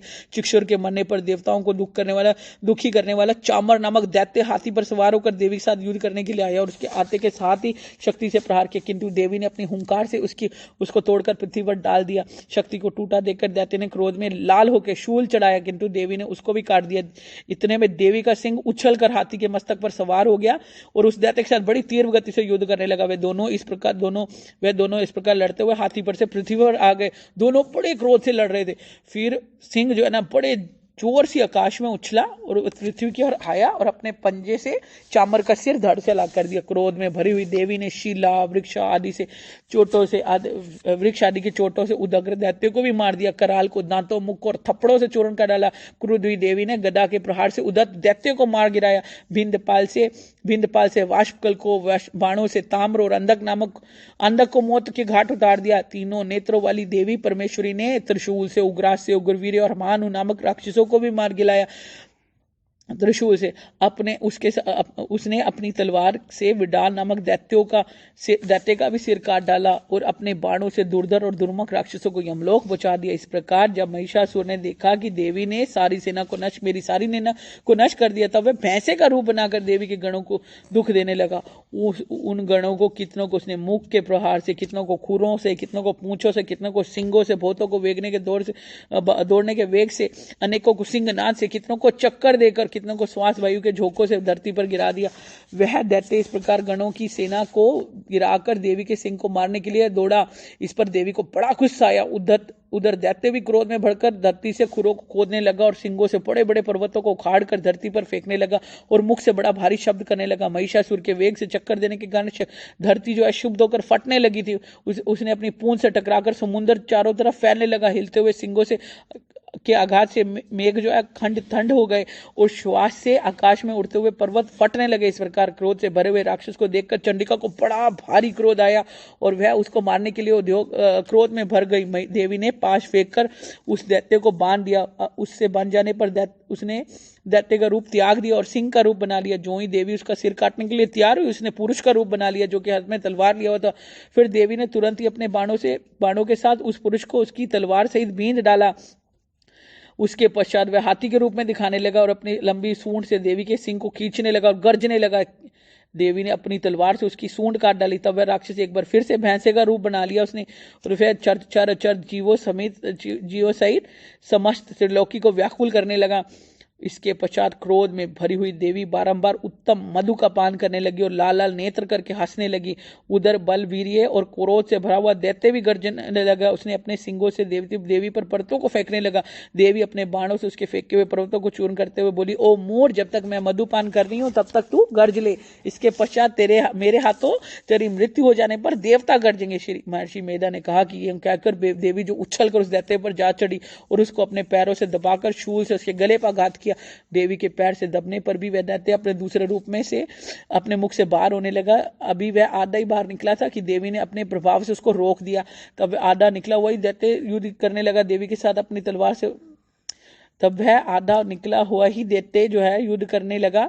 तब देवी ने अपनी तलवार से उसका सिर काट दिया। इसके पश्चात सारी राक्षस सेना हाहाकार करती वहां से भाग गई और सब देवता अत्यंत प्रसन्न हुए और ऋषियों महर्षियों समेत देवी की स्तुति करने लगे। गंधर्वराज गाने गाने लगे, अप्सराएं नाचने लगी। महर्षि मेधा बोले, देवी ने जब इस प्रकार दुरात्मा महिषासुर को मार गिराया तो असुरों की सेना को भी मार गिराया। तब इंद्रादि सभी देवता अपने सिर को झुकाकर, शरीर को झुकाकर भगवती देवी की स्तुति करने लगे कि जिस देवी ने अपनी शक्ति से सारा जगत व्याप्त कर रखा है और जो संपूर्ण देवताओं और महर्षियों की पूजनीय है और जो अंबिका को हम भक्तिपूर्वक नमस्कार करते हैं, वह हम सबका कल्याण करे। जिस अतुल प्रभाव और बल का वर्णन भगवान विष्णु, शंकर और ब्रह्मा जी भी नहीं कर सकते, वह चंडिका देवी संपूर्ण का जगत का पालन करे और अशुभ भय का नाश करे। पुण्यात्माओं के घर में तुम लक्ष्मी बन के आ जाती हो और पापियों के घर में तुम अलक्ष्मी का रूप धारण कर लेती हो। सतकुल में उत्पन्न होने वालों के लिए तुम लज्जा रूप होकर उनके घरों में निवास करती हो। हम सब उस दुर्गा भगवती को नमस्कार करते हैं। देवी, इस विश्व का पालन करो। हे देवी, हम तुम्हारे अचिंत्य रूप का किस प्रकार वर्णन करें। असुरों के नाश करने वाले भारी पराक्रम और समस्त देवताओं और दैत्यों के विषय में तुम्हारे जो पवित्र चरित्र है उनका हम किस प्रकार वर्णन करें। हे देवी, त्रिगुणात्मिकता होने पर भी तुम इस जगत की उत्पत्ति का कारण हो। हे देवी, भगवान विष्णु, शंकर आदि देवता भी किसी ने भी तुम्हारा पार नहीं पाया। तुम सबकी आश्रय हो। ये संपूर्ण जगत तुम्हारा ही अंश रूप है क्योंकि तुम ही सबकी आधिभूत प्रकृति हो। देवी, जिस नाम के उच्चारण से संपूर्ण यज्ञों में सब देवता तृप्ति लाभ करते हैं, वह स्वतः तुम ही तो हो। इसके अतिरिक्त जो पितरों की तृप्ति का कारण हो, तुम पितरों की तृप्ति का कारण हो, इसलिए आपको सब स्वधा कहते हैं। देवी, वह विद्या जो मोक्ष को देने वाली है, जो अचिंत्य महाज्ञान महास्वरूपा है, तत्वों के सार को वश में करने वाले, संपूर्ण दोषों को दूर करने वाले, मोक्ष की इच्छा रखने वाले मुनिजन जिसका अभ्यास करते हैं, वह तुम ही तो हो। तुम ही वाणी रूप हो। दोष रहित ऋग और यजुर्वेदों की और उद्गीत और सुंदर पाठों के पाठ करने वाले सामवेद की आश्रय रूप हो। तुम भगवती हो। इस विश्व की उत्पत्ति का कारण और पालन करने के लिए तुम वाणी बन के प्रकट हुई हो और इस संपूर्ण संसार की पीड़ा को हरने वाली हे देवी तुम ही तो हो। हे देवी, जिससे सारे शास्त्रों को जाना जाता है, वे मेधा शक्ति तुम ही तो हो। इस दुर्गम भवसागर से पार कराने वाली नौका भी तुम ही हो। विष्णु लक्ष्मी रूप से भगवान विष्णु के हृदय में निवास करने वाली और भगवान महादेव द्वारा सम्मानित गौरी तुम ही तो हो। मंद मुस्कान वाले निर्मल पूर्ण चंद्रबिंब के समान तुम्हारे उत्तम सुवर्ण की मनोहर कांति से कमली तुम्हारे मुख को देखकर महिषासुर क्रोध में भर गया। बड़े आश्चर्य की बात है हे देवी, तुम्हारा मुख तो जब क्रोध में भर गया, तुम्हारा यही मुख जब क्रोध में भर गया, उदय काल के चंद्रमा की भांति लाल हो गया, तनी हुई भौं के कारण रूप विकराल हो गया। उसे देखकर महिषासुर के शीघ्र प्राण निकल गए। बड़े आश्चर्य की बात, आपके कुपित मुख के दर्शन, आपके क्रोधित मुख के दर्शन करके भला कौन जीवित रह सकता है। देवी तुम हमारे कल्याण के लिए खुश हो जाओ। हे देवी आप हमारे पर प्रसन्न हो जाओ। अगर जब आप प्रसन्न होती हो तो इस जगत का अभ्युदय होता है, और जब आप क्रुद्ध हो जाती हो तो पता नहीं कितने कुलों का सर्वनाश हो जाता है। हमने अभी अभी तो जाना है कि जब तुमने महिषासुर की इतनी बड़ी सेना को देखते देखते मार डाला। हे देवी सदा अभ्युदय प्रताप देने वाली तुम जिस पर खुश हो जाती हो वही देश में सम्मानित होता है, उसके धन और यश की वृद्धि होती है, उसका धर्म कभी शिथिल नहीं होता, उसके यहाँ अधिक पुत्र पौत्र और नौकर आदि होते हैं। देवी तुम्हारी कृपा से धर्मात्मा पुरुष प्रतिदिन श्रद्धा पूर्वक यज्ञ करता है और धर्मानुकूल आचरण करता है, और उसके अपने इसी प्रभाव के कारण स्वर्गलोक को जाता है, क्योंकि तुम तीनों लोकों में मनोवांछित फल देने वाली हो। हे मां दुर्गे तुम स्मरण करने पर संपूर्ण जीवों के भय को नष्ट कर देती हो, और स्थिर चित्त द्वारा चिंतन करने पर उनको अत्यंत मंगल देती हो। तुम क्योंकि तुम तीनों लोकों में मनोवांछित फल देने वाली हो। हे मां दुर्गे तुम स्मरण करने पर संपूर्ण जीवों के भय को नष्ट कर देती हो, और स्थिर चित्त वालों के द्वारा चिंतन करने पर उन्हें और अत्यंत मंगल देती हो। हे दरिद्र दुख नाशिनी, हे देवी तुम्हारे सिवा कौन है जिसका चित्त हमेशा दूसरों के उपकार में लगा रहता है। देवी तुम शत्रु को इसलिए तो मारती हो ना कि तुम्हारे द्वारा मरने पर मारती हो क्योंकि उनके मारने से दूसरों को सुख मिलता है। वह चाहे नरक में जाने के लिए कितने चीरकाल तक पाप करते रहे हो, लेकिन तुम्हारे हाथों तुम्हारे साथ युद्ध करके क्योंकि तुम्हारे साथ युद्ध करके वो सीधा स्वर्ग को जाए, इसलिए तो तुम उनका वध करती हो। देवी क्या तुम दृष्टिपात मात्र से समस्त असुरों को भस्म नहीं कर सकती थी? अवश्य ही कर सकती थी, लेकिन तुम्हारा शत्रुओं को शस्त्रों द्वारा मारना इसलिए तो है कि शस्त्रों द्वारा मरकर सीधा स्वर्ग को जाए। इस प्रकार हे देवी उन शत्रुओं के प्रति भी तुम्हारा विचार उत्तम है। हे देवी तुम्हारे उग्र खड़ग की चमक से, त्रिशूल की नोक की कांति की किरणों से असुरों की आंखें फूटने गई। इसका कारण यह था कि वे किरणों से शोभायमान तुम्हारे चंद्रमा के समान आनंद प्रदान करने वाले सबसे सुंदर मुख को देख रहे थे। देवी तुम्हारा शील बुरे वृतांत को दूर करने वाला है, सबसे अधिक सुंदर, सबसे अधिक तुम्हारा रूप है जो ना कभी चिंतन में आ सकता, ना ही उसकी कभी किसी से तुलना की जा सकती है। तुम्हारा बल और पराक्रम शत्रुओं को नाश करने वाला। इस प्रकार तुमने शत्रुओं पर भी दया प्रकट की है। देवी तुम्हारे बल की किसके साथ बराबरी कर सकते हैं? शत्रु को भय देने वाला इतना सुंदर और रूप है भी किसका? हृदय में कृपा, युद्ध में निष्ठुरता, ये दोनों बातें तीनों लोकों में केवल तुम्हारे में ही देखने में आई है। हे माता, युद्ध भूमि में शत्रु को मारकर तुमने स्वर्ग लोक में बचा दिया। इस प्रकार तुमने तीनों लोकों की तुमने रक्षा करी है, और उन उन्मुक्त असुरों से जो हमें भय था उसको तुमने दूर कर दिया।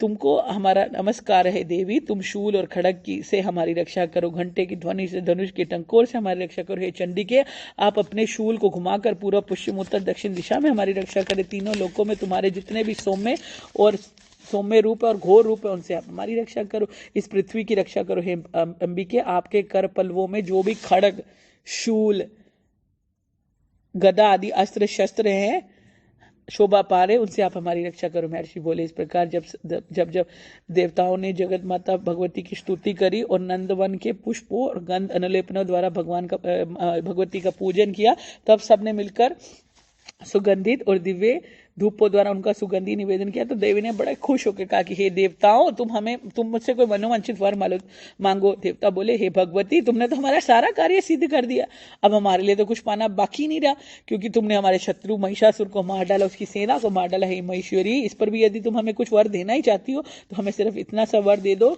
कि जब हम तुम्हारा स्मरण करें ना तब आप हमारी विपत्तियों को हरण करने के लिए हमें दर्शन दिया करो। हे अंबिके आपकी जो कोई भी स्तुति करे उसको आप वित्त समृद्धि देने के साथ और वैभव देने के साथ साथ उसके धन, स्त्री आदि संपत्ति बढ़ावे और सदा हम पर प्रसन्न रहे। महर्षि बोले हे राजन, देवताओं ने जब जगत के लिए और अपने लिए इस प्रकार का प्रश्न किया तो तथास्तु कहकर देवी अंतर्ध्यान हो गई। हे भूप, जिस प्रकार तीनों लोगों का हित चाहने वाली वह भगवती भगवान देवताओं के शरीर से उत्पन्न हुई थी, वह सारा वृतांत मैंने तुम्हें सुना दिया। इसके पश्चात दुष्ट असुरों अथवा तथा शुंभ निशुंभ का वध करने वाला तथा तीनों लोगों की रक्षा के लिए वे जिस प्रकार गौरी देवी के शरीर से उत्पन्न हुई, वे सारा वृतांत मैं तुम्हें यथावत वर्णन करता हूँ। 5वां अध्याय। महर्षि मेधा ने कहा कि पूर्व काल में शुंभ और निशुंभ नामक असुरों ने अपने बल के मद से इंद्र का त्रिलोकी का राज्य और उसके यज्ञों के भाग छीन लिए थे। वह दोनों उसी प्रकार सूर्य, चंद्रमा, यम, धर्मराज, वरुण के अधिकार छीनकर स्वयं ही उनका उपयोग करने लगे थे। वायु और अग्नि का कार्य भी वे खुद ही करने लगे थे। इसके पश्चात उन्होंने जिन देवताओं का राज्य छीन लिया था उनको अपने अपने स्थान से निकाल दिया था। इस प्रकार अधिकार छीने हुए तथा दैत्यों द्वारा निकाले हुए वे देवता अपराजिता देवी का स्मरण करने लगे कि देवी ने तो हमें वरदान दिया था कि जब मैं तुम्हारी संपूर्ण विपत्तियों को नष्ट करने के लिए नष्ट करके रक्षा करूंगी। ऐसा विचार करके सब देवता हिमालय पर चले गए और उस भगवती विष्णु माया की स्तुति करने लगे। देवताओं ने कहा कि देवी को नमस्कार है, शिव को नमस्कार है, प्रकृति और भद्रा को नमस्कार है। हम लोग रोद्रा, नित्या, गौरी देवी को नमस्कार करते हैं। ज्योत्सनामयी, चंद्र रूपणी और सुख रूपा देवी को निरंतर नमस्कार करते हैं। शरणागतों का कल्याण करने वाली वृद्धि और सिद्धि रूपा देवी को हम बार बार नमस्कार करते हैं। नैऋति राजाओं की लक्ष्मी स्वारणी देवी को नमस्कार है। दुर्गा को दुर्ग को सलह पार कराने वाली दुर्गपारा को सारा सर्वकारिणी ख्याति कृष्ण और धूम्र देवी को हम नमस्कार करते हैं। अत्यंत सौम्य और अत्यंत रोध रूपा देवी को हम नमस्कार करते हैं। उन्हें हमारा बारंबार प्रणाम है। जगत की आधारभूत कृति देवी को हम बार बार नमस्कार करते हैं। जिस देवी को प्राणी मात्र विष्णु माया कहते हैं उनको हम नमस्कार करते हैं। नमस्कार नमस्कार।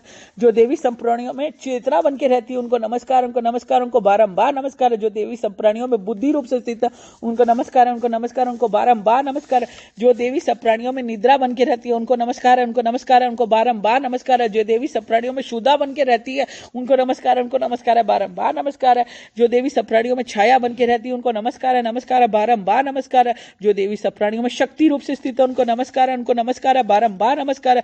जो देवी सप्राणियों में तृष्णा रूप से स्थित है उनको नमस्कार है, नमस्कार, उन्हें बारंबार नमस्कार। जो देवी सप्राणियों में शांति रूप से स्थित है उन्हें नमस्कार है, नमस्कार, उन्हें बारंबार नमस्कार। जो देवी सप्राणियों में जाति रूप से स्थित है उन्हें नमस्कार है, नमस्कार है, बारंबार नमस्कार। जो देवी सप्राणियों में लज्जा रूप से स्थिति है उन्हें नमस्कार है, नमस्कार है, बारंबार नमस्कार है। जो देवी सप्राणियों में शांति रूप से स्थित है उन्हें नमस्कार है, नमस्कार है, बारंबार नमस्कार।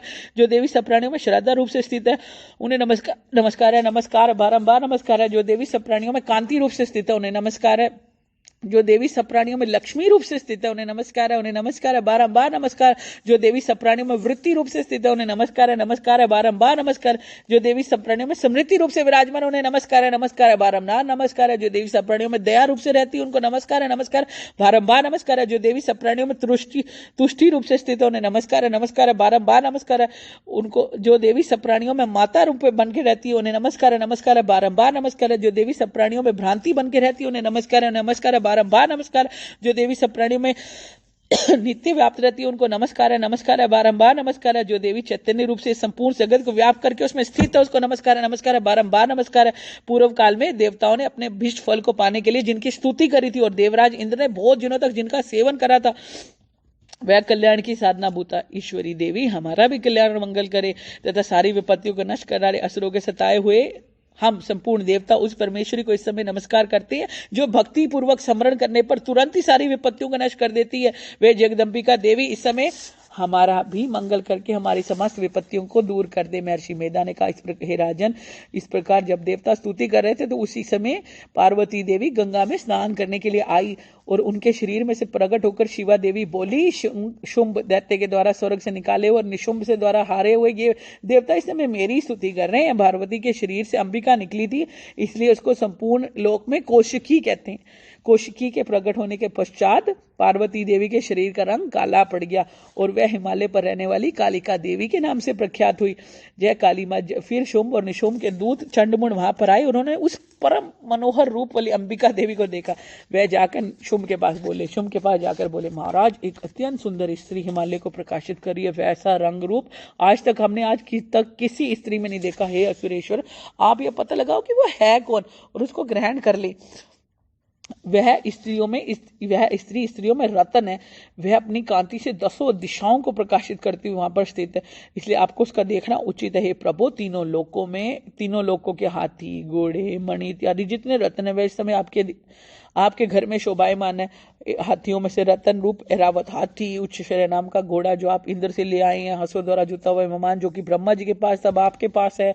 यह महापंख नाम का खजाना भी आपने कुबेर से ले लिया है। समुद्र से सदा खिले हुए फूलों की माला, किंजकनी नामक माला भी आपको समुद्र ने दी है। वरुण का कंचन की वर्षा करने वाला छत्र भी आपके पास है।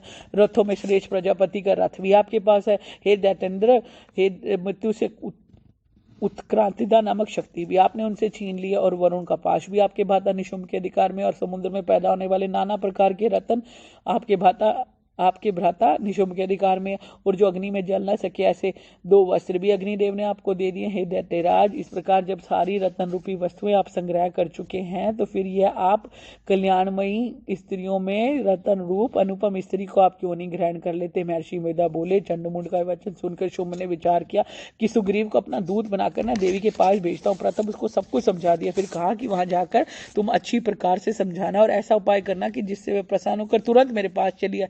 भली प्रकार समझा के कहना।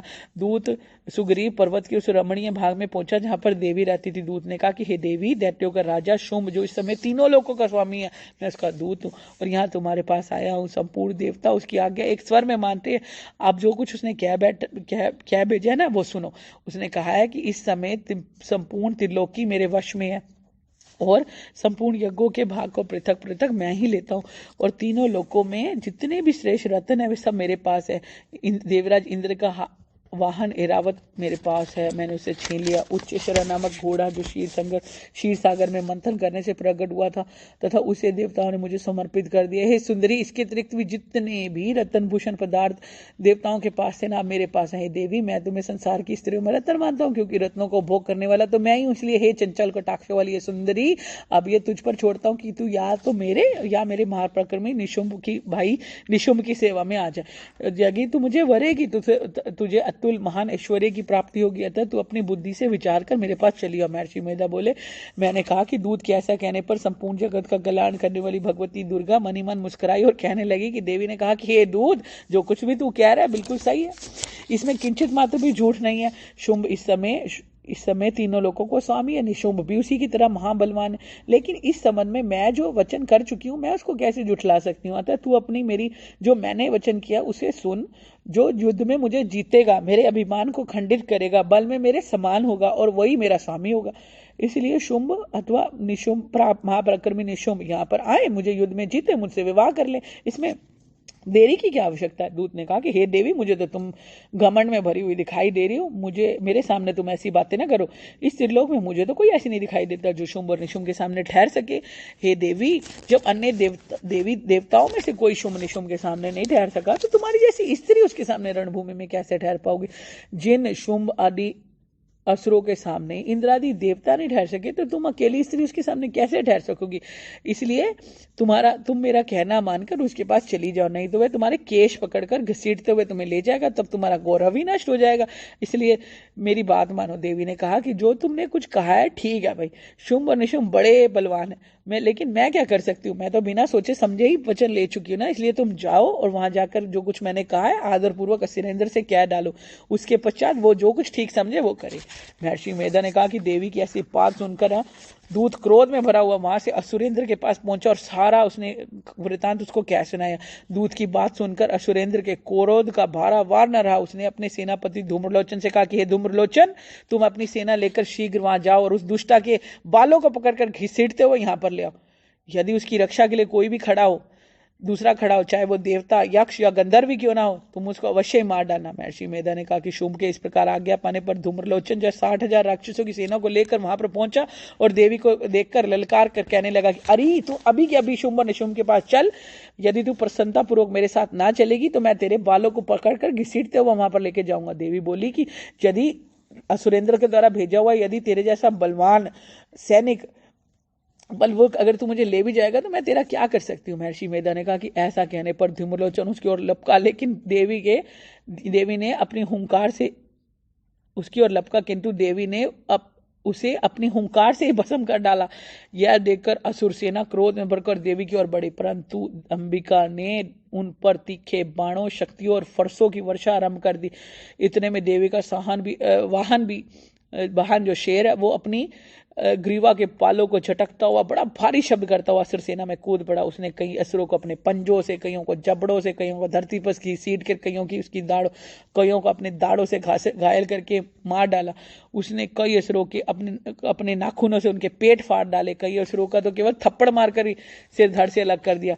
कई असुरों की बाजुएं तोड़ दी, कईयों के सिर तोड़ दिए। गर्दन के बालों को हिलाता हुआ वह उसने कई असुरों को पकड़कर उनके पेट फाड़कर उनका रक्त पी लिया। इस प्रकार देवी के उस महाबलवान सिंह ने क्षण भर में असुर सेना को नष्ट कर डाला। शुंभ ने जब यह सुना कि देवी ने धूम्रलोचन असुर को मार डाला, उसने और उसके सिंह ने सारी सेना का संहार कर डाला, तो उसको बड़ा गुस्सा आया। उसने मारे क्रोध के उसके होंठ फटकने लगे और उसने अपने चंड और मुंड नामक महासुरों को आज्ञा दी कि हे चंड, हे मुंड, तुम एक बड़ी सेना लेकर आओ, यहाँ आओ और देवी के बालों को पकड़कर वहां जाओ और देवी के बालों को पकड़कर उसे तुरंत यहाँ पर ले आओ। यदि उसको लाने में कोई भी प्रकार का संदेह हो, कोई भी प्रकार की प्रॉब्लम हो, अपनी सेना को सहित उसे लड़ते हुए उसे वहीं मार डालना। और जब वह दुष्टा और उसका सिंह दोनों मारे जाए तो उसको बांध कर यहाँ ले आना। तो फिर महर्षि मेधा ने कहा कि दैत्यराज की आज्ञा पाकर चंड और मुंड चतुरंगिनी सेना को साथ लेकर हथियार उठाए हुए देवी के खिलाफ लड़ने के लिए चले पड़े। हिमालय पर्वत पर पहुंचकर उन्होंने मुस्कुराती हुई देवी, जो कि सिंह पर बैठी हुई थी, जब असुर उनको पकड़ने के लिए तलवारें लेकर उनकी ओर बढ़े, तब अंबिका को उनको बड़ा क्रोध आया और मारे क्रोध से उनका मुख काला पड़ गया, भ्रुकुटियां चढ़ गई। उनके ललाट में से एक अत्यंत भयंकर और अत्यंत विस्तृत मुख वाली लाल लाल आंखों करने वाली काली प्रकट हुई, जो अपने हाथों में तलवार और पाश लिए हुई थी। वह विचित्र खड़ग धारण करे हुई थी और चीते के चरम की साड़ी और नरमुंडों की माला पहन रखी थी। उसका मांस सूखा हुआ था, शरीर केवल हड्डियों का ढांचा था और वो भयंकर शब्द से 10 दिशाओं को पूर्ण कर रही थी। वह असुर सेना पर टूट पड़ी, दैत्यों को भक्षण करने लगी। वह पार्श्व रक्षकों, अंकुशधर महावतों और हाथियों पर सवार योद्धाओं और घंटा सहित हाथियों को एक हाथ से पकड़कर अपने मुंह में डाले जा रही थी। इसी प्रकार वह घोड़ों, रथों, सारथियों और रथ में बैठे हुए सैनिकों को मुंह में डालकर भयानक रूप से चबा रही थी। किसी के केस पकड़ के, किसी की गर्दन पकड़ के, किसी को पैरों से दबाकर, किसी को अपने छाती से मसल कर, और वह दैत्यों के छोड़े हुए बड़े बड़े अस्त्र शस्त्रों को मुंह में पकड़कर क्रोध में भरकर उनको दांतों से पीस रही थी। और उसने कई बड़े बड़े असुर भक्षण कर डाले, कितनों को रोंद डाला, कितने उसकी मार के डर से भाग गए, कितनों को उसने अपनी तलवार से मार डाला, कितनों को अपने दांतों से समाप्त कर दिया। और इस प्रकार वे देवी ने क्षण भर में संपूर्ण दैत्य सेना को नष्ट कर डाला। यह देखकर महापराक्रमी जो चंड है वो काली देवी की तरफ आगे आकर लपका और मुंड ने भी देवी पर अपने भयानक बाणों की रक्षा करनी आरंभ कर दी, वर्षा करनी आरंभ कर दी और अपने हजारों चक्र उनके ऊपर छोड़े। उस समय वह चमकते हुए बाण और चक्र देवी के मुंह में प्रविष्ट हुए। इस प्रकार दिख रहे थे कि जैसे मानो बहुत से सूर्य मेघों की घटा में प्रविष्ट हो रहे। इसके पश्चात भयंकर शब्द के साथ काली ने अत्यंत जोश में भरकर विकट अट्टहास किया। उसका भयंकर मुख देखा नहीं जाता था, उसके मुंह में सफेद दांतों की एक पंक्ति चमक रही थी। फिर उसने तलवार हाथ में लेकर शब्द कहकर चंड के ऊपर आक्रमण किया और उसके केस पकड़कर उसे सिर काट दिया, अलग कर दिया। चंड को मरा देखकर मुंड देवी की ओर लपका, किंतु देवी ने क्रोध में भरे उसको भी अपनी तलवार से यमलोक पहुंचा दिया। चंड और इस मुंड को मरा देखकर उसकी सारी बाकी बची हुई सेना वहां से भाग गई। इसके पश्चात काली चंड और मुंड के कटे हुए सिरों को लेकर चंडिका देवी के पास गई और प्रचंड अट्टहास के साथ कहने लगी कि देवी, इस चंड और मुंड 2 महान दैत्यों को मारकर मैंने तुम्हें भेंट किया है। अब जो शुंभ और निशुंभ का जो वध है वो तुमने खुद करना है, स्वयं करना है। महर्षि मेधा ने कहा कि वहां लाए हुए चंड और मुंड के सिरों को देखकर कल्याणमयी चंडी ने काली से मधुर वाणी में कहा कि ये देवी, क्योंकि तुमने चंड और मुंड को मारकर मेरे पास लाई हो ना तुम, इसलिए संसार में तुम चामुंडा देवी के नाम से प्रख्यात होंगी। जय चंड। महर्षि मेधा ने कहा कि चंड और मंड नामक असुरों के मारे जाने पर और बहुत सी सेना के नष्ट हो जाने पर असुरों के राजा प्रतापी शुंभ ने क्रोध में भरकर अपनी सारी सेना को युद्ध के लिए तैयार होने की आज्ञा दे दी। उसने कहा कि अब जो उदयुद्ध नामक 86 असुर सेनापति है ना, वो अपनी सेना को साथ लेकर युद्ध के लिए जाएं। कंबू नामक 84 सेनापति भी युद्ध के लिए जाएं। कोटि वीरे नामक 50 सेनापति और धूम्रपुल नाम के जो 100 सेनापति प्रस्थान करे। कालक, दोहार्द, मौर्य और कालके ये दैत्य भी मेरी आज्ञा से सजकर युद्ध के लिए कूच करे। भयानक शासन करने वाला असुरों का स्वामी शुंभ इस प्रकार आज्ञा देकर बहुत बड़ी सेना को युद्ध के लिए तैयार करके चला ना। उसके सेना को अपनी ओर आते देखकर चंडिका ने अपने धनुष की टंकोर से पृथ्वी और आकाश के बीच का भाग गुंजा दिया। हे राजन, उसके पश्चात देवी के सिंह ने धारना आरंभ कर दिया और अंबिका के घंटे के शब्दों ने उस ध्वनि को और भी भयंकर बना दिया। धनुष की टंकोर, शेर की दहाड़ और घंटे की ध्वनि से पृथ्वी और आकाश के बीच का भाग जो है गूंज गया। उसके पश्चात देवी ने अपने मुख को और भयानक बना लिया। ऐसे भयंकर शब्द को सुनकर राक्षसी सेना ने देवी तथा सिंहों को चारों ओर से घेर लिया। हे राजन, उस प्रकार उस समय दैत्यों के नाश के लिए और देवताओं के हित के लिए ब्रह्मा, शिव, कार्तिकेय, विष्णु तथा इंद्र आदि देवों की शक्तियां जो अत्यंत पराक्रम और बल से भरी हुई थी, उनके शरीर से निकलकर उन्हीं का रूप धारण करके चंडिका देवी के पास गई। जिस देवता का जैसा रूप था, जैसा आभूषण था, जैसा वाहन था, वैसा ही रूप, वैसा ही आभूषण और वैसा ही वाहन लेकर उनके देवताओं की शक्तियां दैत्यों के साथ युद्ध करने के लिए आगे आई। हंस युक्त विमान में बैठकर रुद्राक्षी माला हाथ में लेकर कमंडलू हाथ में लेकर ब्रह्मा जी की शक्ति आई। वृषभ पर सवार होकर हाथ में त्रिशूल लेकर महानाग का कंकड़ पहनकर चंद्रिका से विभूषित होकर भगवान शंकर की शक्ति महेश्वरी देवी आई। मोर पर आरूढ़ होकर हाथ में शक्ति लिए दैत्यों को युद्ध करने के लिए कार्तिकेय जी की शक्ति भी उन्हीं का रूप लेकर धारण करके आई। भगवान विष्णु की शक्ति गरुड़ पर बैठ होकर शंख, चक्र, शांख, गदा, धनुष तथा खंग हाथ में लेकर आई। श्री हरि की शक्ति वारा का रूप धारण करके आई। नरसिंह के समान शरीर धारण करने वाली उनकी शक्ति नरसिंही भी आई। उनकी गर्दन के झटकों से आकाश के तारे टूट पड़ते थे। और इस प्रकार देवराज इंद्र की शक्ति ऐन्द्री भी ऐरावत हाथी के ऊपर सवार होकर आई। इसके पश्चात देव शक्तियों से घिरे हुए भगवान शंकर ने चंडिका देवी से कहा कि मेरी प्रसन्नता के लिए तुम शीघ्र इन असुरों को मार डालो। इसके पश्चात देवी के शरीर में से एक अत्यंत उग्र रूप धारण करने वाली, सैकड़ों गीदड़ियों के समान आवाज करने वाली चंडिका शक्ति प्रकट हुई। उस अपराजिता देवी ने धूमिल जटा वाले भगवान शंकर जी से कहा कि हे प्रभु, आप मेरी तरफ से दूत बनकर शुंभ और निशुंभ के पास जाएं। और अत्यंत गर्वीले दैत्यों से कहो और उनके अतिरिक्त और भी जितने दैत्य वहां पर युद्ध के लिए उपस्थित हैं उनसे कहिए कि यदि तुम्हें जिंदा रहने की अभिलाषा हो तो त्रिलोकी का राज्य इंद्र को दे दो और देवताओं को उनका यज्ञ भाग मिलना आरंभ हो जाए और तुम पताल को लौट जाओ। लेकिन यदि तुम्हारे बल के गर्व से तुम्हें लड़ने की इच्छा हो तो फिर आ जाओ, क्योंकि तुम्हारे मास से मेरी योगिनियां तृप्त होंगी। चूंकि उस देवी ने भगवान शंकर को दूत के कार्य में नियुक्त कर लिया था, इसलिए वह संसार में शिवदूती के नाम से विख्यात हुई। भगवान शंकर ने देवी का संदेश पाकर उन दैत्यों के गुस्से का कोई आर पार नहीं रहा। वह उस स्थान पर जहां पर देवी विराजमान थी वहां पहुंचे और जाने के साथ ही उन्होंने अपने बाणों और शक्तियों की वर्षा करने लगे। ठीक है, लोगों देवी के फेंके हुए बाणों, शक्तियों, त्रिशूल और फरसों को उन्होंने अपने बाणों से काट डाला और काली देवी उस देवी के साथ आगे खड़ी होकर शत्रुओं को त्रिशूल से विदीर्ण करने लगी, खटवांग से कुचलने लगी। ब्रह्माणी जिस तरफ दौड़ती थी उसी तरफ अपने कमंडू का जल छिड़क कर दैत्यों के वीर्य और बल को नष्ट कर डालती थी। इसी प्रकार महेश्वरी देवी त्रिशूल से, वैष्णवी चक्र से अत्यंत कोप वाली कुमारी शक्ति द्वारा असुरों को मार रही थी और ऐन्द्री के बाजू के प्रहार से सैकड़ों दैत्य खून की नदियां बहाते हुए पृथ्वी पर सो जा रहे थे। वाराई ने कितने ही राक्षसों को अपनी थूतन द्वारा मृत्यु के घाट उतार दिया। दाढ़ों के अग्रभाग से कितने ही राक्षसों की छाती को चीर डाला और चक्र की चोट से कितनों को ही विदीर्ण करके धरती पर सुला डाला। बड़े बड़े राक्षसों को नरसंगी अपने मुख में विदीर्ण करके भक्षण कर रही थी और सिंहनाद से करते हुए चारों दिशाओं को गुंजाती हुई रणभूमि में विचर रही थी। शिवदूती ने प्रचंड अट्टहास से कितनों ही दैत्यों को भयभीत करके धरती पर गिरा दिया और उनके गिरते के साथ ही उनको भक्षण कर गए। इस प्रकार क्रोध में भरे गए मात्र गणों द्वारा नाना प्रकार के उपायों से बड़े बड़े असुरों को मरता हुआ देखकर राक्षसी सेना भाग खड़ी हुई।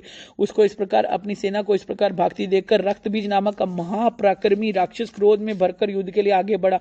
उसके शरीर से रक्त की जितनी बूंदें नीचे पृथ्वी पर गिरती थी वैसा ही शरीर वाला, वैसा ही बलवान दैत्य धरती से पैदा हो जाता था। रक्तबीज गदा हाथ में लेके ऐन्द्री देवी के साथ युद्ध करने लगा। तब ऐन्द्री देवती ने अपने वज्र से उनको मारा, तो घायल होने के कारण उनके शरीर से बहुत सारा रक्त बहने लगा और उसकी प्रत्येक बूंद से ऐसा ही बलवान, ऐसा ही महापराक्रमी अनेकों दैत्य भयंकर रूप से प्रकट हो गए। वह सबके सब दैत्य बीज के समान ही बलवान तेज वाले थे। वह भी भयंकर अस्त्र शस्त्र लेकर देवी के साथ युद्ध कर रहे थे। जब ऐन्द्री ने अपने वज्र के प्रहार से उसके मस्तक पर चोट मारी तो उनसे रक्त बहने लगा और उससे हजारों ही पुरुष उत्पन्न हो गए। वैष्णवी ने चक्र से और ऐन्द्री ने गदा से रक्त बीज को चोट पहुंचाई और वैष्णवी के चक्र से घायल होने पर उनके शरीर से जो कुछ भी खून बहा उससे हजारों महासुर पैदा हो गए, जिसके द्वारा संपूर्ण जगत व्याप्त हो गया। कुमारी ने शक्ति से, वाराही ने खड़ग से, महेश्वरी देवी ने त्रिशूल से उनको जो बार बार घायल किया, उस प्रकार क्रोध में भरकर इस महादैत्य ने सब मातृशक्तियों पर अलग अलग गदा से प्रहार किया और माताओं ने शक्ति, शूल इत्यादि से जो उसको बार बार घायल किया, उससे सैकड़ों महादैत्य उत्पन्न हो गए और इस प्रकार उस रक्त बीज के रुधिर से उत्पन्न हुए असुरों से संपूर्ण जगत व्याप्त हो गया, जिससे देवताओं को बड़ा भय हुआ। देवताओं को भयभीत देखकर चंडिका ने काली से कहा कि हे चामुंडे, अपने मुख को बड़ा करो और मेरे शस्त्रघात से उत्पन्न हुए रक्त बिंदुओं तथा रक्त बिंदुओं से उत्पन्न होने वाले इस महासुरों को तुम अपने मुंह में भक्षण करती जाओ। इस प्रकार रक्त बिंदुओं से उत्पन्न हुए महासुरों को तुम इस प्रकार मुंह से भक्षण करती जाओ। इससे रक्त बिंदुओं से उत्पन्न महादैत्यों को भक्षण करती हुई तुम रणभूमि में विचरो। इस प्रकार रक्षीण होने पर यह दैत्य मर जाएगा और तुम्हारे भक्षण होने पर अन्य दैत्य उत्पन्न नहीं होंगे। काली से इस प्रकार कहकर चंडिका देवी ने रक्त बीज पर अपने त्रिशूल से प्रहार किया। काली देवी ने अपने मुख में उसका सारा खून पी लिया, जिससे उसने गदा से चंडिका पर प्रहार किया। प्रहार से चंडिका को तो कुछ कष्ट नहीं हुआ, लेकिन रक्त बीज के शरीर से जो बहुत सारा रक्त था उसको गिरने के साथ ही काली ने उसको अपने मुंह में ले लिया। काली के मुख में से उस रक्त से जो असुर उत्पन्न है उसको साथ ही भक्षण करती चली गई और रक्त को पीती चली गई। तदंतर देवी ने रक्त बीज को, जिसका कि खून काली ने पिया था, काली ने पिया था, चंडिका ने उस दैत्य को वज्र, बाण, खड़ग, ऋषि इत्यादि से मार डाला। हे राजन, अनेकों प्रकार से शस्त्रों से मरा हुआ और खून से वंचित वह महादैत्य रक्त बीज पृथ्वी पर गिर पड़ा। हे राजन, उसके मरने के साथ ही देवता बड़े खुश हुए और माताएं उन असुरों का रक्त पीने के पश्चात उदत होकर नृत्य करने लगी। राजा ने कहा, हे ऋषिराज, आपने रक्त बीज के वध से संबंधित रखने वाला वृतांत तो मुझे सुना दिया। अब मैं रक्त बीज के मरने के बाद क्रोध में भरे हुए शुंभ और निशुंभ ने जो काम किया वह सुनना चाहता हूँ। महर्षि मेधा ने कहा कि रक्त बीज के मरने पर न शुंभ निशुंभ को बड़ा क्रोध आया। उन्होंने अपनी बड़ी सेना को इस प्रकार सर्वनाश होती देखकर निशुंभ देवी पर आक्रमण करने के लिए आगे दौड़ा। उसके साथ ही बड़े बड़े असुर देवी को मारने के वास्ते दौड़े और महापराक्रमी शुंभ भी अपनी सेना सहित लेकर चंडिका को मारने के लिए आगे बढ़ा। फिर शुंभ और निशुंभ का देवी से घोर युद्ध होने लगा। वह दोनों असुर इस प्रकार देवी पर बाण फेंकने लगे जैसे कि मेघों में से वर्षा ही हो रही हो। उन दोनों के चलाए हुए बाणों को देवी ने अपने बाणों से काट डाला और अपने शस्त्रों की वर्षा से उन दोनों दैत्यों को चोट पहुंचाई। निशुंभ ने तीक्ष्ण तलवार और चमकती हुई ढाल लेकर देवी के सिंह पर आक्रमण किया। अपने वाहन को चोट पहुंचती देखकर देवी ने अपने शुरूप नामक बाण से निशुंभ की तलवार और ढाल दोनों को ही काट दिया।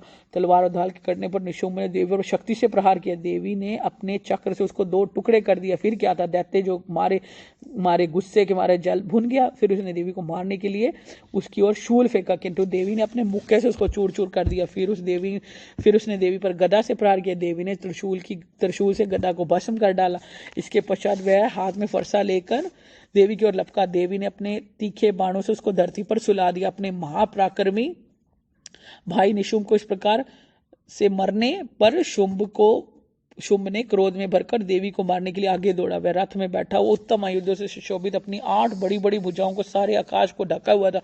शुंभ को अपनी आते और देखकर देवी ने अपना शंख बजाया, धनुष की टंकोर का अत्यंत दुस्सह शब्द किया। साथ ही अपने घंटे के शब्द से, जो कि संपूर्ण दैत्य की सेना के तेज को नष्ट करने वाला था, संपूर्ण दिशाओं को व्याप्त कर दिया। इसके पश्चात देवी के सिंह ने अपनी दहाड़ से, जिसको सुनकर बड़े बड़े बलवानों का मत चूर हो जाता था, आकाश, पृथ्वी और 10 दिशाओं को पूरित कर दिया है। फिर आकाश में उछलकर काली ने अपने दांतों और हाथों से पृथ्वी पर पकड़ा। इसके ऐसे करने से ऐसा शब्द हुआ जिससे कि इससे पहले के सारे शब्द शांत हो गए।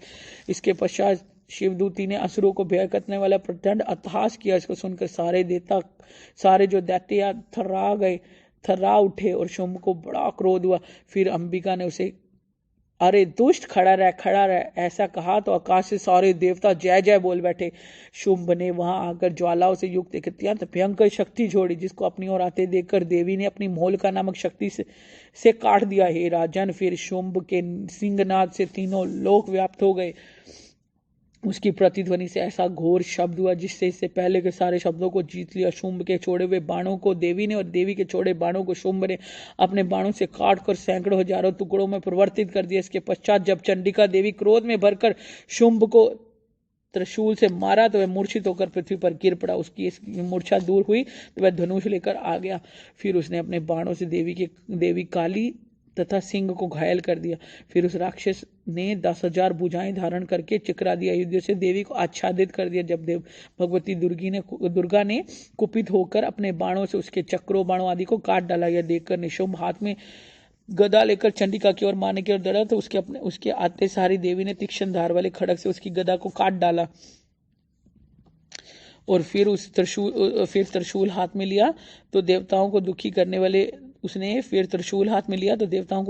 वाले निशुंभ को त्रिशूल हाथ में लिया आता देखकर चंडिका देवी ने अपने शूल से उसकी छाती पर प्रहार किया, जिससे उसकी छाती को चीर डाला और शूल विदीर्ण हो जाने पर उसकी छाती में से ही उस जैसे एक महान प्रक्रमी दैत्य ठहर जा करके बाहर निकला, कहता हुआ निकला।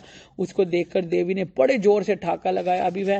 अभी वह निकलने ही नहीं पाया था कि उसका सिर देवी ने उसका सिर अपनी तलवार से काट दिया। देवी के सिर के कटने से वह पृथ्वी पर गिर पड़ा। तदंतर सिंह धाड़ कर असुर का भक्षण करने लगे। काली शिवदूती भी राक्षसों का रक्त पीने लगी। कुमारी भी शक्ति से कितने ही महादैत्य नष्ट हो गए। ब्रह्मा जी के कमंडल के जल से कितने ही असुर समाप्त हो गए। कई दैत्य माहेश्वरी की त्रिशूल के विदीर्ण होकर पृथ्वी पर गिर पड़े और कई वहारई के प्रहारों से छिन्न भिन्न होकर धाराशायी हो गए। वैष्णवी देवी ने भी अपने चक्र से बड़े बड़े महापराक्रमी का कचूमर निकाल दिया, उन्हें यमलोक पहुंचा दिया। ऐन्द्री ने कितने ही महाबली राक्षसों के टुकड़े टुकड़े कर दिए और कई दत्ते मारे गए, कई भाग गए। कितने ही काली शिवदूती और सिंह ने भक्षण कर लिए। महर्षि मेधा ने कहा, राजन, अपने प्यारे भाई को मरा देखकर तथा सेना को नष्ट हुई देखकर क्रोध में भरकर दैत्य राजा शुंभ कहने लगा कि ए दुष्ट दुर्गे, तू अहंकार से गर्व मत कर, क्योंकि तू दूसरों के बल पर लड़ रही है। हे देवी ने कहा, हे दुष्ट, देख, मैं तो अकेली हूं, इस संसार में मेरे सिवा कोई है ही नहीं। ये सारी मेरी शक्तियां देख, ये सब मुझ में प्रविष्ट हो रही हैं। इसके पश्चात ब्रह्माणी आदि देवियां उस देवी के शरीर में लीन हो गई और देवी अकेली रह गई। तब देवी ने कहा कि मैं अपनी ऐश्वर्य शक्ति से यहाँ अनेक रूपों में उपस्थित हुई थी। उन सब रूपों को अब मैंने समेट लिया। अब मैं अकेली खड़ी हूँ और तुम भी यहीं ठहरो। महर्षि मेधा ने कहा कि तब देवताओं तथा राक्षसों को देखते ही देखते देवी तथा शुंभ में भयंकर युद्ध होने लगा। अंबिका देवी ने सैकड़ों अस्त्र शस्त्र छोड़े। उधर दैत्यराज ने भी भयंकर अस्त्र शस्त्रों की प्रहार आरंभ कर दिया। देवी के छोड़े हुए सैकड़ों अस्त्र शस्त्रों को दैत्यों ने अपने अस्त्रों द्वारा काट डाला। इसी प्रकार शुंभ ने जो अस्त्र छोड़े उसको देवी ने अपनी हुंकार से ही द्वारा काट डाला। दैत्य ने जब सैकड़ों बाण छोड़कर देवी को ढक लिया तो क्रोध में भरकर देवी ने अपने बाणों से उनका धनुष ही काट डाला। धनुष के कट जाने पर दैत्येंद्र ने शक्ति चलाई, तब देवी ने उसको भी काट कर फेंक दिया। फिर दैत्येंद्र चमकती हुई ढाल लेकर देवी की ओर दौड़ा, परंतु देवी के समीप जब पहुंचा ही था कि देवी ने अपने तीक्ष्ण बाणों से उसके चमकने वाली ढाल को भी काट दिया। फिर दैत्येंद्र का घोड़ा मर गया, रथ टूट गया, सारथी मर गया। तब वह भयंकर मुद्गार लेकर देवी पर आक्रमण करने के लिए चला, किंतु देवी ने अपने भीषण बाणों से उसकी मुद्गार को भी काट डाला। इस पर दैत्य ने क्रोध में भरकर देवी की छाती में बड़ी जोर से मुक्का मारा। दैत्य ने जब देवी को मुक्का मारा तो देवी ने भी उसकी छाती पर बड़े जोर से थप्पड़ मारा। थप्पड़ खाकर पहले वह दैत्य पृथ्वी पर गिरा, तुरंत ही वह खड़ा हो गया और फिर वह खड़े होकर देवी को पकड़कर आकाश की ओर उछला और वहां जाकर दोनों में युद्ध होने लगा। वह युद्ध ऋषियों और देवताओं को भी आश्चर्य में डालने वाला था। देवी आकाश में दैत्य के साथ बहुत देर तक युद्ध करती रही। फिर देवी ने उसे आकाश में उड़ाकर पृथ्वी पर गिरा। दुरात्मा दैत्य पुनः पृथ्वी पर से उठकर देवी को मारने के लिए दौड़ा और तब उसको अपनी ओर आते देखकर देवी ने उसकी छाती विदीर्ण करके उसको पृथ्वी पर पटक दिया। देवी के त्रिशूल से घायल होने पर वह दैत्य के प्राण पखेरु उड़ गए और उसके मरने के साथ समुद्र, द्वीप, पर्वत, पृथ्वी सब कांपने लगे। तदंतर उस धर्मात्मा के मरने के बाद संपूर्ण जगत फिर से प्रसन्न और स्वस्थ हो गया तथा आकाश निर्मल हो गया। पहले जो उत्पात सूचक मेघ और उल्कापात होते रहते थे वे सब शांत हो गए। उसके मारे जाने पर नदी अपने सही रास्ते से बहने लगी। संपूर्ण देवताओं का जो हृदय हर्ष से भर गया। गंधर्वियां गान गाने लगी, सुंदर गान गाने लगी, गंधर्व बाजे बजाने लगे, अप्सराएं नाचने लगी, पवित्र वायु बहने लगी, सूर्य की कांति स्वच्छ हो गई, यज्ञशालाओं की अग्नि अपने आप बुझी हुई अग्नि अपने आप प्रज्वलित हो गई और सारे चारों दिशाओं में शांति फैल गई। महर्षि मेधा ने कहा कि दैत्य के मारे जाने पर इंद्रादि देवता अग्नि को आगे करके कात्यायनी देवी की स्तुति करने लगे। उस समय अपने अभीष्ट फल को प्राप्त करने के कारण उनका मुख जो खिला हुआ था। देवताओं ने कहा कि हे शरणागतों के दुख को दूर करने वाली हे देवी, तुम हम पर प्रसन्न हो। संपूर्ण जगत की माता, तुम हम पर प्रसन्न हो जाओ। हे विश्वेश्वरी, इस विश्व की रक्षा करो, क्योंकि तुम ही चर और अचर की ईश्वरी हे देवी। संपूर्ण जगत की आधार रूप हो, क्योंकि तुमने इस पृथ्वी को स्थित करके रखा हुआ है। अत्यंत पराक्रम वाली हे देवी हो। तुम विष्णु की शक्ति हो, तुम विश्व की बीज परम माया हो। तुमने इस संपूर्ण जगत को मोहित कर रखा है। तुम ही प्रसन्न होने पर यह धरती को मोक्ष तुम्हारे प्रसन्न होने पर यह पृथ्वी मोक्ष को प्राप्त होती है। हे देवी, संपूर्ण विद्याएं तुम्हारे तो भिन्न भिन्न स्वरूप हैं। इस जगत में जितनी भी स्त्रियां हैं वे सारी तुम्हारी मूर्तियां। एकमात्र तुमने इस जगत को व्याप्त करके रखा है। तुम्हारी स्तुति किस प्रकार हो सकती है, क्योंकि तुम परम बुद्धि रूप हो, संपूर्ण प्राणी रूप, स्वर्ग और मुक्ति को देने वाली हो। अतः इसी रूप में तुम्हारी स्थिति की गई। तुम्हारी स्तुति के लिए इससे बढ़कर और क्या युक्तियां हो सकती हैं। माता, संपूर्ण जनों के हृदय में बुद्धि रूप से तो निवास करने वाली तुम ही हो। स्वर्ग और मोक्ष को देने वाली देवी भी तुम ही हो। हे नारायणी देवी, तुम्हें नमस्कार है। कला काष्ठा आदि रूप से अवस्थाओं को परिवर्तन की ओर ले जाने वाली तथा प्राणियों का अंत करने वाली नारायणी देवी, तुम्हें नमस्कार है। नारायणी देवी, संपूर्ण मंगलों के मंगल रूप वाली हे शिवे, हे संपूर्ण प्रयोजनों को सिद्ध करने वाली हे देवी, हे शरणागत वत्सला, हे तीन नेत्रों वाली हे देवी, तुम्हें नमस्कार है। सृष्टि स्थिति और संहार की शक्ति भूता सनातना देवी, गुणों का आधार तथा सर्व सुखमयी नारायणी देवी, तुम्हें नमस्कार है। हे शरणागत शरणों में आए, हे शरण में आए हुए शरणागतों और दीन दुखियों की रक्षा में तत्पर, संपूर्ण पीड़ाओं को हरने वाली है नारायणी देवी, तुम्हें नमस्कार है। हे नारायणी देवी, तुम ब्रह्मा आदि का रूप धारण करके हंसों से जुते हुए विमान पर बैठती हो, कुछ से अभिमंत्र जल छिड़कती हो, तुम्हें नमस्कार है। माहेश्वरी रूप से त्रिशूल, चंद्रमा तथा सर्पों को धारण करने वाली हो, महावृषभ धारण करने वाली है नारायणी देवी, तुम्हें नमस्कार है। मोरों कुक्कुटों से घिरे होने वाली महाशक्ति को धारण करने वाली हे कुमारी देवी रूप, हे कुमारी रूप धारणी निष्पाप नारायणी, हम तुम्हें नमस्कार करते हैं। हे शंख चक्र गदा शांग धनुष रूप आदि आयुधों को धारण करने वाली वैष्णवी शक्ति रूपा नारायणी, हम पर प्रसन्न हो जाओ। हम तुम्हें नमस्कार करते हैं। हे दांतों पर पृथ्वी धारण करने वाली वाहरा रूपणी कल्याणमय नारायणी देवी, तुम्हें नमस्कार है। हे उग्र नरसिंह रूप से दैत्यों को मारने वाली, त्रिभुवन की रक्षा करने वाली, नरसिंह रूप से दैत्यों को मारने वाली, त्रिभुवन की रक्षा में हमेशा संलग्न रहने वाली है नारायणी देवी, हम तुम्हें नमस्कार करते हैं। मस्तक पर किरीट और हाथ में महावज्र धारण करने वाली, सहस्त्र नेत्रों के कारण उज्ज्वल और वृत्रासुर के प्राण हरने वाली है ऐन्द्रिय शक्ति, हे नारायणी देवी, हम तुम्हें नमस्कार करते हैं। शिवद्युति रूप से दैत्यों के महामद को नष्ट करने वाली है, घोर रूप वाली, हे महाशब्द वाली है नारायणी देवी, हम तुम्हें नमस्कार करते हैं। दाढ़ों के कारण विकराल रूप वाली, मुंडमाला से विभूषित मुंड मर्दनी चामुंडा रूपा नारायणी, तुम्हें नमस्कार है। लक्ष्मी, लज्जा, महाविद्या, श्रद्धा, पुष्टि, स्वधा, ध्रुवा, महारात्रि और महाविद्या रूपी नारायणी देवी, हम तुम्हें नमस्कार करते हैं। मेधा, हे सरस्वती, सर्वोत्कृष्ट ऐश्वर्य रूपणी पार्वती, महाकाली, नियंता तथा ईश रूपणी नारायणी देवी, हम तुम्हें नमस्कार करते हैं। सर्व स्वरूपे सर्वेश्वरी, सर्व शक्ति युक्त हे देवी, हमारी भय से रक्षा करो, हम तुम्हें नमस्कार करते हैं। कात्यायनी देवी, तीनों नेत्रों से पूछित है, तुम्हारा सुंदर मुख सब प्रकार के डरों से हमारी रक्षा करे, तुम्हें नमस्कार है। भद्रकाली, ज्वालाओं के समान भयंकर, अति उग्र तथा संपूर्ण अस्त्रों के नष्ट करने वाली है, तुम्हारा जो त्रिशूल है ना वो हमें भयों से बचाए, तुम्हें नमस्कार है। देवी, तुम अपने शब्द से इस जगत को पूरित करके दैत्यों के तेज को नगरता वैसा घंटा हमेशा हमारी रक्षा करता रहे, जैसा कि माता अपने बेटों की रक्षा करती है। हे चंडी के असुरों के रक्त और चर्बी से चर्चित जो आपकी तलवार है वह इसी प्रकार हमारा मंगल करती रहे। हम तुमको नमस्कार करते हैं देवी, जब तुम प्रसन्न होती हो तो सारे दुखों को, सारे रोगों को नष्ट कर देती हो, और जब तुम नाराज हो जाती हो तो जितनी भी संपूर्ण वांछित कामनाओं को नष्ट कर देती हो। जो मनुष्य तुम्हारी शरण में आते उन्हें कभी विपत्ति नहीं आती, बल्कि तुम्हारी शरण में आए हुए मनुष्य तो दूसरों को आश्रय देने योग्य हो जाते हैं। अनेकों रूपों से बहुत प्रकार की मूर्तियों को धारण करके इस धर्मद्रोही असुरों को जो तुमने संहार किया है ना, वे तुम्हारे सिवा और कौन कर सकता था। चतुर्दश विद्याएं, षट शास्त्र महास्त्र चारों वेद तुम्हारे ही प्रकाश से प्रकाशित है, उनमें तुम्हारा ही वर्णन है। जहां राक्षस विशाले सर्प शत्रुगण है वहां और समुद्र के बीच में भी साथ रहकर तुम इस विश्व की रक्षा करती हो। हे विश्वेश्वरी, तुम इस विश्व की पालन करने वाली विश्व रूपा हो, इसलिए संपूर्ण विश्व को धारण करती हो। इसलिए ब्रह्मा विष्णु और महेश की भी वंदनी हो, जो भक्तिपूर्वक तुम्हें नमस्कार करते हैं। वह विश्व को आश्रय देने वाले, जो भक्तिपूर्वक तुम्हें नमस्कार करते हैं वो तो विश्व को आश्रय देने वाले बन जाते हैं। हे देवी, तुम हम पर खुश हो जाओ। असुरों को मारकर जिस प्रकार तुमने हमारी रक्षा करी है, ऐसे ही हमारे शत्रुओं से हमेशा ही हमारी रक्षा करते रहना। हे माता, संपूर्ण जगत के पाप को नष्ट कर दो। पापों तथा उसके फलस्वरूप होने वाली महामारियां आदि बड़े बड़े उपद्रवों को शीघ्र ही दूर कर दो। पापों तथा उसके फलस्वरूप होने वाली महामारी आदि बड़े बड़े उपद्रवों को तुम शीघ्र ही दूर कर दो। विश्वों के पीड़ा को हरने वाली हे देवी, शरण में पड़े हुए पर प्रसन्न हो जाओ। हे देवी, त्रिलोक निवासियों की पूजनीय परमेश्वरी देवी, हम लोगों को वरदान दो।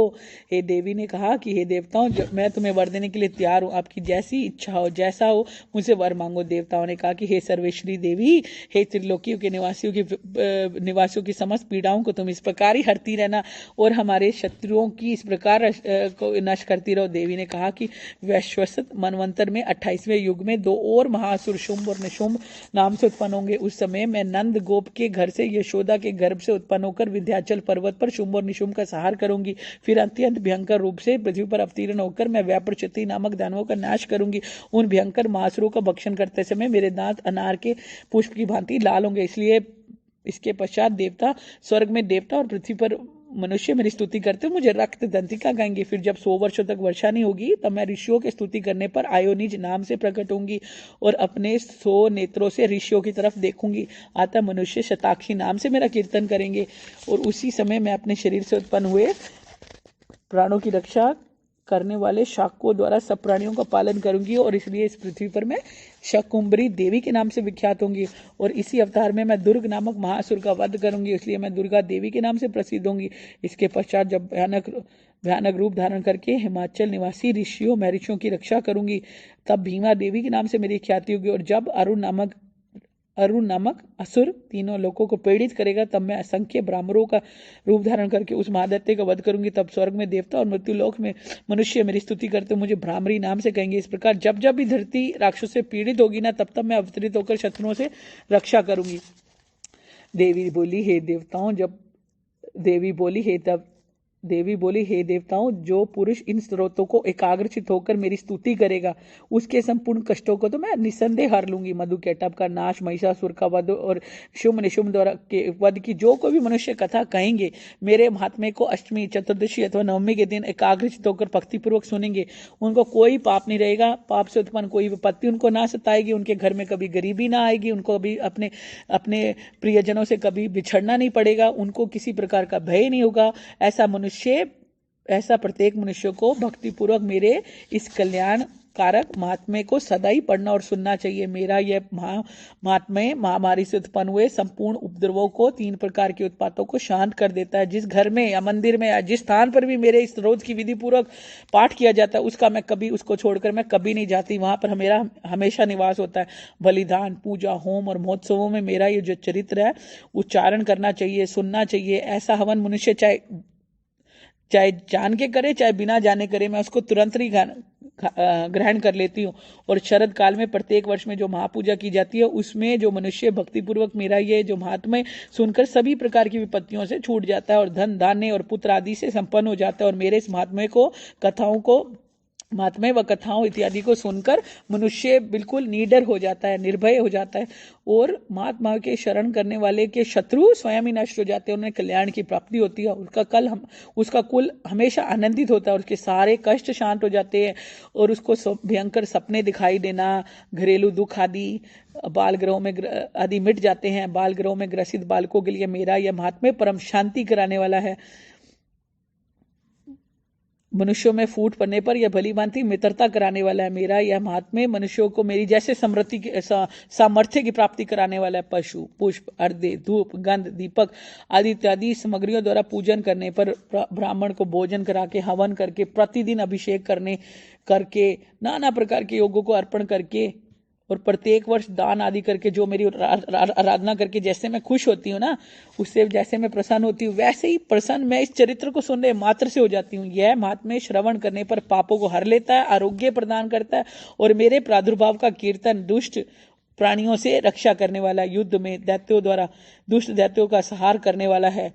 ठीक है, इसके सुनने से मनुष्यों को कभी भी शत्रुओं का घर दुश्मनों का डर नहीं रहता। हे देवताओं, तुमने जो मेरी स्तुति करी अथवा ब्रह्मा जी ने जो मेरी स्तुति करी है, वह मनुष्यों में कल्याणमयी बुद्धि प्रदान करने वाला है। वन में, सूने मार्ग में, दावानल में घिर जाने पर, वन में चोरों की तरह घिरा होने पर, शत्रुओं द्वारा पकड़े होने पर, जंगल में संगों से, व्याघ्रों से या जंगली हाथियों द्वारा पीछा कर जाने पर, राजा के क्रुद्ध हो जाने पर, मारे जाने के भय से, युद्ध में नाव के डगमगाने पर, समुद्र में नाव के डगमगाने पर, भयंकर युद्ध में फंसा होने पर भी, किसी भी पीड़ा से पीड़ित घोर बाधाओं से दुखी हुआ मनुष्य मेरे इस चरित्र को स्मरण करने से ही संकट से मुक्त हो जाता है। मेरे प्रभाव से सिंह, चोर, शत्रु आदि दूर भाग जाते हैं और पास नहीं आते। महर्षि ने कहा कि प्रचंड महापराक्रम वाली भगवती चंडिका यूं कहने के पश्चात देवताओं को देखते ही देखते अंतर्ध्यान हो गई और संपूर्ण देवता अपने शत्रु के मारे जाने पर पहले की तरह यज्ञ भाग का उपभोग करने लगे और उनको अपने अधिकार फिर से मिल गए तथा युद्ध में देवताओं के शत्रु शुम्भ निशुम्भ के देवी के हाथों मरे जाने पर बाकी बची राक्षस सेना पताल की ओर चली गई। हे राजन, इस प्रकार भगवती अंबिका नित्य होते हुए बार बार पैदा होती है और जगत का पालन करती है, इसको मोहित करती है, जन्म देती है और प्रार्थना करे पर समृद्धि देती है। राजन, भगवती ही महाप्रलय के समय महामारी का रूप धारण कर लेती है और वही संपूर्ण ब्रह्मांड में व्याप्त है और वही भगवती समय समय पर महाकाली महामारी का रूप बना लेती है और स्वयं जन्मा होती हुई भी सृष्टि के रूप में प्रकट होती है। वह सनातनी देवी संपूर्ण प्राणियों का पालन करती है और वही मनुष्य के जब अभ्युदय होता है तो उनके घर में धन बनकर, लक्ष्मी बनकर स्थित हो जाती है और जब अभाव होता है तो दरिद्रा बनकर विनाश का कारण बन जाती है। पुष्प, धूप, गंध आदि से पूजन करके उनकी स्तुति करने से वह धन और पुत्र देती है और धन में शुद्ध बुद्धि प्रदान करती है। महर्षि मेधा ने कहा, हे राजन, इस प्रकार जब देवी के महान उत्तम आत्मे का वर्णन तो मैंने तुम्हें सुना दिया। जगत को धारण करने वाली इस देवी का ऐसा ही प्रभाव है। वह देवी ज्ञान को देने वाली है और भगवान विष्णु कि इसी माया के प्रभाव से तुम और ये जो वैश्य है वो तथा अन्य विवेकी जन मोहित हो रहे हैं और भविष्य में मोहित होते रहेंगे। हे राजन, तुम इस परमेश्वरी की शरण में जाओ। ये भगवती आराधना करने पर मनुष्य को भोग, स्वर्ग और मोक्ष प्रदान करती है। और पाकर्ण जी ने कहा कि महर्षि मेधा की बात सुनकर राजा सूरत ने उग्र व्रत वाले ऋषि को प्रणाम किया और राज्य के छीन जाने से कारण उनके मन में अत्यंत ग्लानि हुई और वह राजा तथा वैश्य तपस्या करने के लिए वन की ओर चले गए। नदी के तट पर आसन लगाकर भगवती के दर्शनों के लिए तपस्या करने लगे। दोनों ने नदी के तट पर देवी की एक मूर्ति बनाई, पुष्प, धूप, दीप, हवन द्वारा उनका पूजन करने लगे। फिर उन्होंने अपने खाने को कम कर दिया, फिर बिल्कुल भूखे रहकर भगवती की में मन लगाकर एकाग्रता पूर्वक उनकी आराधना करने लगे। वह दोनों अपने शरीर के रक्त से देवी को बलि देते हुए 3 वर्ष तक लगातार भगवती की आराधना करते रहे। 3 वर्ष के पश्चात भगवती का जगत का पालन करने वाली चंडिका देवी ने उन्हें बिल्कुल सामने दर्शन देकर कहा कि देवी ने कहा कि हे राजन तथा अपने कुल को प्रसन्न करने वाले हे वैश्य, तुम जिस वर की इच्छा रखते हो, जो भी वर तुम्हें चाहिए तुम मुझसे मांगो, मैं तुम्हें वर दूंगी, लेकिन क्योंकि मैं तुम पर बहुत खुश हूँ। मार्कंड जी कहते हैं, सुनकर राजा ने अपने अगले जन्म में ना नष्ट होने वाला अखंड राज्य और इस जन्म में बलपूर्वक अपने शत्रुओं को नष्ट करके अपना राज्य पुनः प्राप्त करने के लिए भगवती से वरदान मांगा। और वैश्य ने भी, जिसका कि चित्त संसार की तरफ से विरक्त हो चुका था, अतः भगवती से अपने ममता और अहंकार रूपी आसक्ति को नष्ट करके देने वाले ज्ञान को देने के लिए कहा। देवी ने कहा, हे राजन, तुम शीघ्र ही अपने शत्रु को मारकर अपना राज्य पुनः प्राप्त कर लोगे, जिससे तुम्हारा राज्य जो है स्थिर रहने वाला होगा। और फिर मृत्यु के पश्चात आप सूर्य देव के अंश से जन्म लेकर स्वर्णिक मनु के नाम से इस धरती पर ख्याति को प्राप्त होंगे। हे वैश्य कुल में श्रेष्ठ, आपने जो मुझसे वर मांगा है मैं आपको देती हूँ, आपको मोक्ष देने वाले ज्ञान की प्राप्ति होगी। मार्कंडे जी कहते हैं, इस प्रकार दोनों को मनोवांछित फल प्रदान करके तथा उनसे अपनी स्तुति सुनकर भगवती देवी अंतर्ध्यान हो गई। इस प्रकार क्षत्रियों में श्रेष्ठ व राजा सूरत भगवान सूर्य देव से जन्म लेकर इस पृथ्वी पर स्वर्णिक मनु के नाम से विख्यात होंगे। जय भगवान। देवी और महादेवी को हमारा नमस्कार है, शिवा को सदैव हमारा नमस्कार है, प्रकृति और भद्रा देवी को हमारा नमस्कार है। नियम पूर्वक हम जगन माता को नमस्कार करते हैं। रुद्रा, रुद्र स्वरूपा, नित्या, गौरी, धात्री, ज्योत्सना, इंद्र रूपणी, परमानंदमयी देवी को हम नमस्कार करते हैं। कल्याण को देने वाली, वृद्धि सिद्धि को देने वाली भगवती को नमस्कार है। नैऋत्य राजाओं की लक्ष्मी देवी को हमारा नमस्कार। राजाओं के यहाँ महालक्ष्मी का रूप धारण करके रहने वाली और स्वर्णी देवी को बार बार नमस्कार है। दुर्गा, दुर्ग पारा, संसार से सागर से पार कराने वाली, सारा सबकी सारभूता, सर्व कारणी, ख्याति विख्यात रूपणी कृष्णा धूमा देवी को हम नमस्कार करते हैं। जो अत्यंत सुंदर और जितने रौद्र रूप है उन भगवती को हम नमस्कार करते हैं। जो अत्यंत सौम्य और रुद्र रूप है उन भगवती देवी को हम नमस्कार करते हैं। जगत प्रतिष्ठा और कृति स्वरूपा भगवती को हम बार बार नमस्कार करते हैं। जो देवी सब प्राणियों में विष्णु माया नाम से कही जाती है उसको बारंबार नमस्कार है। जो देवी सब प्राणियों में चेतना कही जाती है उनको बारंबार नमस्कार है। जो देवी सब प्राणियों में बुद्धि रूप से स्थित है उनको बारंबार नमस्कार है। जो देवी उनको नमस्कार है, बारंबार नमस्कार है। जो देवी सब प्राणियों में निद्रा रूप से स्थित है उनको नमस्कार है, उनको नमस्कार है, बारंबार नमस्कार है। जो देवी सब प्राणियों में शुद्धा रूप से स्थित है उनको नमस्कार है, उनको नमस्कार है, बारंबार नमस्कार है। जो देवी सब प्राणियों में छाया रूप से स्थित है उनको नमस्कार है, उनको नमस्कार है, बारंबार नमस्कार है। जो देवी सब प्राणियों में शांति बन के रहती है उनको नमस्कार है, उनको नमस्कार है, बारंबार नमस्कार है। जो देवी सब प्राणियों में तृष्णा रूप से स्थित है उनको नमस्कार, उनको बारंबार नमस्कार है। जो देवी सब प्राणियों में शांति बन के रहती है उनको नमस्कार, उनको नमस्कार, बारंबार नमस्कार है। जो देवी सब प्राणियों में जाति रूप से स्थित है उनको नमस्कार, उनको नमस्कार, बारंबार नमस्कार है। जो देवी सब प्राणियों में लज्जा बन के रहती है उनको नमस्कार, नमस्कार है, बारंबार नमस्कार है। जो देवी सब प्राणियों में श्रद्धा बन के रहती है उनको नमस्कार है, उनको नमस्कार है, बारंबार नमस्कार है। जो देवी सब प्राणियों में कांति बन के रहती है, कांति रूप से स्थित है उनको नमस्कार है, उनको नमस्कार है, बारंबार नमस्कार है। जो देवी सब प्राणियों में लक्ष्मी रूप से स्थित है उनको नमस्कार, उनको नमस्कार है, बारंबार नमस्कार है। जो देवी सब प्राणियों में वृत्ति रूप से स्थित है उनको नमस्कार, उनको नमस्कार है, बारंबार नमस्कार है। जो देवी सब प्राणियों में समृद्धि रूप से स्थित है उनको नमस्कार, उनको नमस्कार है, उनको बारंबार नमस्कार है। जो देवी सब प्राणियों में दया बन के रहती है उनको नमस्कार, उनको नमस्कार, उनको बारंबार नमस्कार है। जो देवी सब प्राणियों में तुष्टि रूप से नमस्कार है उन्हें नमस्कार है, नमस्कार है, बारंबार नमस्कार है। जो देवी सब प्राणियों में माता बन के रहती है उनको नमस्कार, उनको नमस्कार है, बारंबार नमस्कार है। जो देवी सब प्राणियों में भ्रांति बन के रहती है उनको नमस्कार, उनको नमस्कार, उनको बारंबार नमस्कार। जो देवी सब प्राणियों में, जो देवी सब इंद्रियों की तरह संसार भर के प्राणियों की अधिष्ठात्री है तथा सब प्राणियों में निरंतर व्याप्त रहती है उनको नमस्कार है, उनको नमस्कार है, बारंबार नमस्कार है। जो देवी संपूर्ण संसार में चैतन्य रूप से व्याप्त होकर उसमें स्थित है उनको नमस्कार, उनको नमस्कार है, बारंबार नमस्कार है। पूर्व काल में अपने अभीष्ट फल को पाने के लिए सभी देवताओं ने जिनकी स्तुति करी थी, देवेंद्र ने बहुत दिनों तक जिनकी सेवा करी थी, वे मंगलों की कारणभूता देवी भगवती देवी हमारा भी कल्याण और मंगल करे, हमारी भी आपत्तियों का नाश करे। प्रबल दैत्यों से कष्ट पाकर हम लोग जिनको प्रणाम करते हैं और भक्ति भाव से विनम्र पुरुषों द्वारा याद करे जाने पर तत्काल ही उनकी सारी विपत्तियों को नाश कर देती है। ऐसी कल्याणकारी भगवती देवी हमारी विपत्तियों को दूर करे।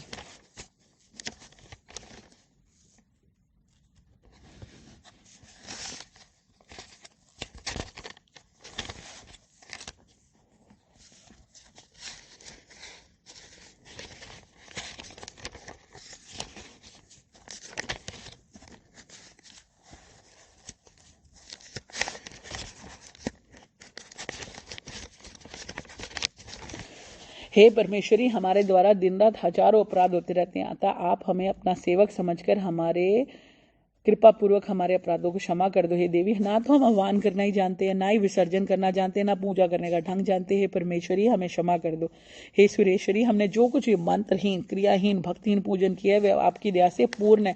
सैकड़ों अपराध करके भी भक्त सिर्फ आपकी शरण में आकर केवल जगदम्ब कहकर भी मोक्ष को प्राप्त हो सकता है। ब्रह्मादि देव, जिसको ब्रह्मादि देवगण आने पाने पर भी असमर्थ होते हैं। जगदम्बिके, हम अपराधी है लेकिन आपकी शरण में आए हैं, हम इस समय आपकी दया के पात्र, आप जैसा चाहो वैसा करो। परमेश्वरी, अज्ञानवश बुद्धि खराब होने के कारण जो कुछ भी भूल से हम ज्यादा या कम कर दे, हे देवी, हे परमेश्वरी, आप हमारे अपराधों को क्षमा कर दो। हे देवी, हम पे प्रसन्न हो। जगन माता, हे परमेश्वरी, हे कामेश्वरी, हे सच्चिदानंद स्वरूपा, हे परमेश्वरी, आप हमारी कृपा पूर्वक हमारी इस पूजा को स्वीकार कर लो और हम पर प्रसन्न हो जाओ। हे माता, आप गुप्त से गुप्त की भी रक्षा करने वाली हो और आप हमारे द्वारा किए गए इस जप को ग्रहण करके हमारे सारे अपराधों को क्षमा कर दो। हे माता, हे देवी, हे परमेश्वरी, आपकी कृपा से हमें सिद्धि की प्राप्ति हो। जय सच्चिदानंद वाली माता तेरी सदाई जा।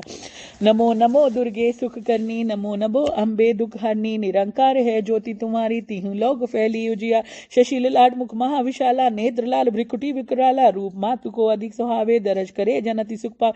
तुम संसार शक्ति लौकीना, पालन हेतु अन्न धन दीना, तो अन्नपूर्णा हुई जगपाला, तुम्ही तो आदि सुंदली वाला, प्रलयकाल सब नाशनहारी। तुम गौरी, शिव शंकर प्यारी, शिव जोगी तुमरे गुण गावे, ब्रह्मा विष्णु तुम्हें नित्य ध्यावे, रूप सरस्वती का तुम धार, सुबुद्धि ऋषि मुनन उबारा, धरो रूप नरसिंह को अम्बा, पकड़ गई फोड़ी कर खंबा, रक्षा कर प्रहलाद बचायो, हिरनाकुश को स्वर्ग पठायो, लक्ष्मी रूप धरो जगमाही, श्री नारायण अंग समाहि, शीर सिंधु में करत विलासा, दया सिंधु दीजे मना, हिंगलाज में तुम्ही भवानी, महिमा तब नहीं जाय बखानी, मातंगी धूमावती माता, भुवनेश्वरी बगला सुखदाता, श्री भैरव तारा जगतार, चिन्ह बाल है दुख निवारणी, केहरी वाहन सोए भवानी, लांगुर वीर चलत अगवानी, कर में खपर खंग विराजे, जाको देख काल डर बाजे, सोहे अस्त्र और त्रिशूला, जाते उठो शत्रु है शूला, नगर कोटि में तुम्ही विराजत, तीहू लोक में डंका, शुम ऋषुम दानव तुम्हारे, रक्त बीच शंकन सहारे, महिषासुर दैत्य अभिमानी, जही यज्ञ बा नहीं कुलान, रूप कराल काली को धारा, सेना सही तुम तेही सहारा, परिगार संतन पर जब जब भई साय मातु तुम तब अमरपुरी, अरे पास सब लोग का तब महिमा,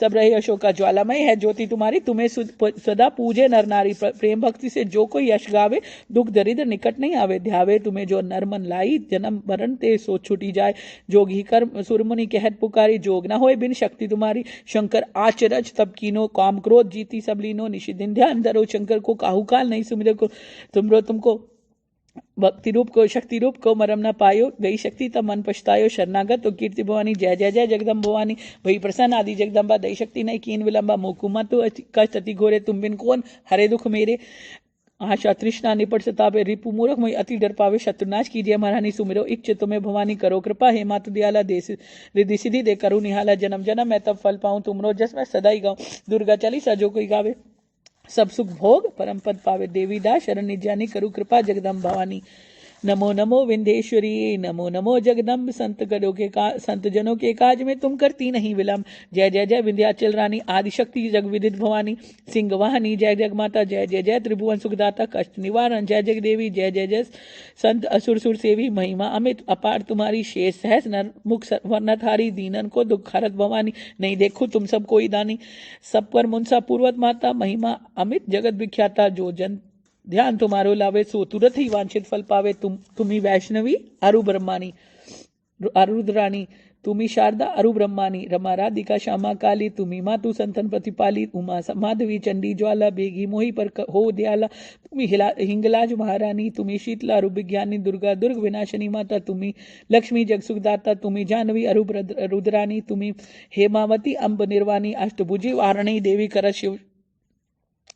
करत विष्णु शिव जाकर सेवा, चौसठी देवी कल्याणी, गौरी मंगला सब गुण खानी, पाटन दुंगन मुंबा दंड कुमारी, भाद्रकाली बिन सुने हमारी, वज्रकारणी शोक विनाशिनी, आयुरक्षिणी विंध्यवासिनी, जया और विजया विद्याली, मातु सुगंधा अरु विकराली, नामनंत तुम्हारी भवानी, वर्णे किमी मानुष अज्ञानी, जा पर कृपा मातु जब होई, जो वह करे चाहे मन होई, कृपा करो मो पर महारानी, सिद्ध करो अम्बे मंबानी, जो नर ध्यान मातु कर ध्याना, थाकर सदा होए कल्याणा, विपत्ति काई सपने नो ही आवे, जो देवी कर जाप करावे, जहाँ नर कहाँ ऋण्या होए अपारा, सो नर पाठ करे शतबारा, निश्चय ऋण मोचन होई जावे, जो नर पाठ करे चितलाई, स्तुति जो कोई नर पढ़े पढ़ावे, जा जुग में वो बड़ी सुख पावे,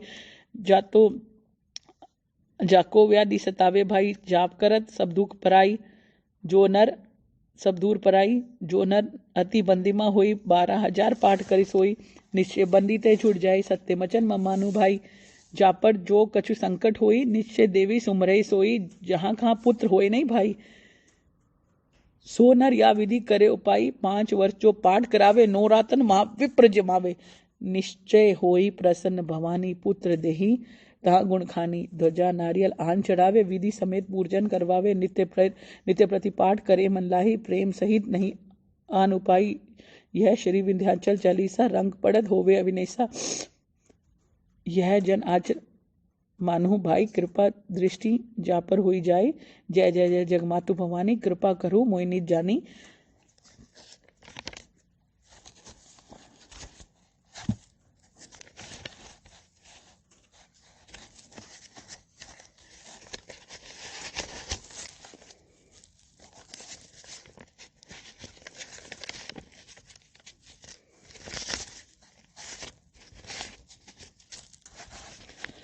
मंगल की सेवा सुन मेरी देवा, हाथ दरबार खड़े पान सुपारी जो,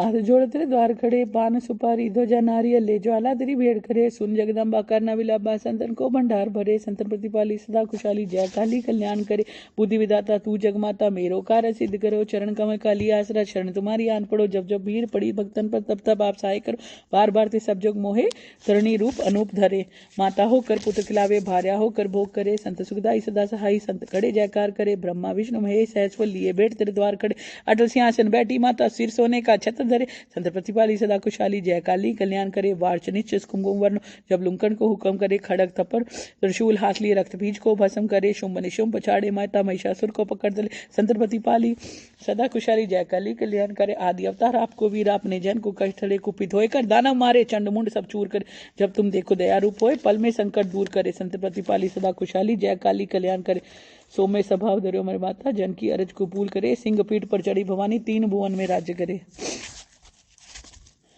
दर्शन पावे मंगल गावे सिद्ध साधु भर वेद करे, संत प्रतिपाली सदा खुशहाली जय काली कल्याण करे, ब्रह्मा वेद पढ़े तेरे द्वारे, शिव शंकर हरि ध्यान धरे, कृष्ण करे इंद्र कृष्ण तेरी करे आरती, चवर कुमेर बुलाए रहे, जय जननी जय मातु भवानी अटल भुवन में राज करे, संत प्रतिपाली सदा खुशहाली जय काली कल्याण करे, जय काली कल्याण करे।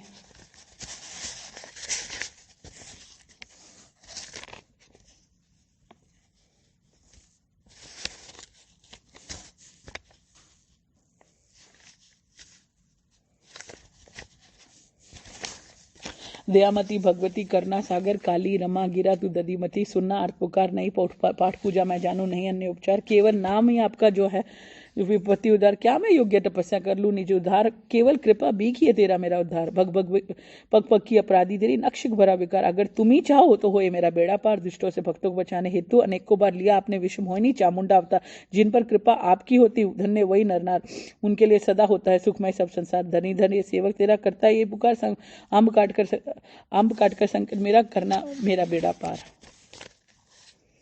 जय अम्बे गौरी मैया जय मामा गौरी मैया जय मंगल मूर्ति, तुमको निश दिन ध्यावत हरि ब्रह्मा शिवरी, ओम जय अम्बे गौरी, मांग सिंदूर विराजत टीको मृग मद को, उज्ज्वल से दो नैना चंद्र वदननी को, ओम जय अम्बे गौरी, कनक समान कलेवर रक्तांबर राजे, रक्त पुष्प गल माला कंठन पर साजे, ओम जय अम्बे गौरी, केहरी वाहन राजत खड़ग खपर धारी, सुर नर मुनि जन सेवत तिनके दुख हारी,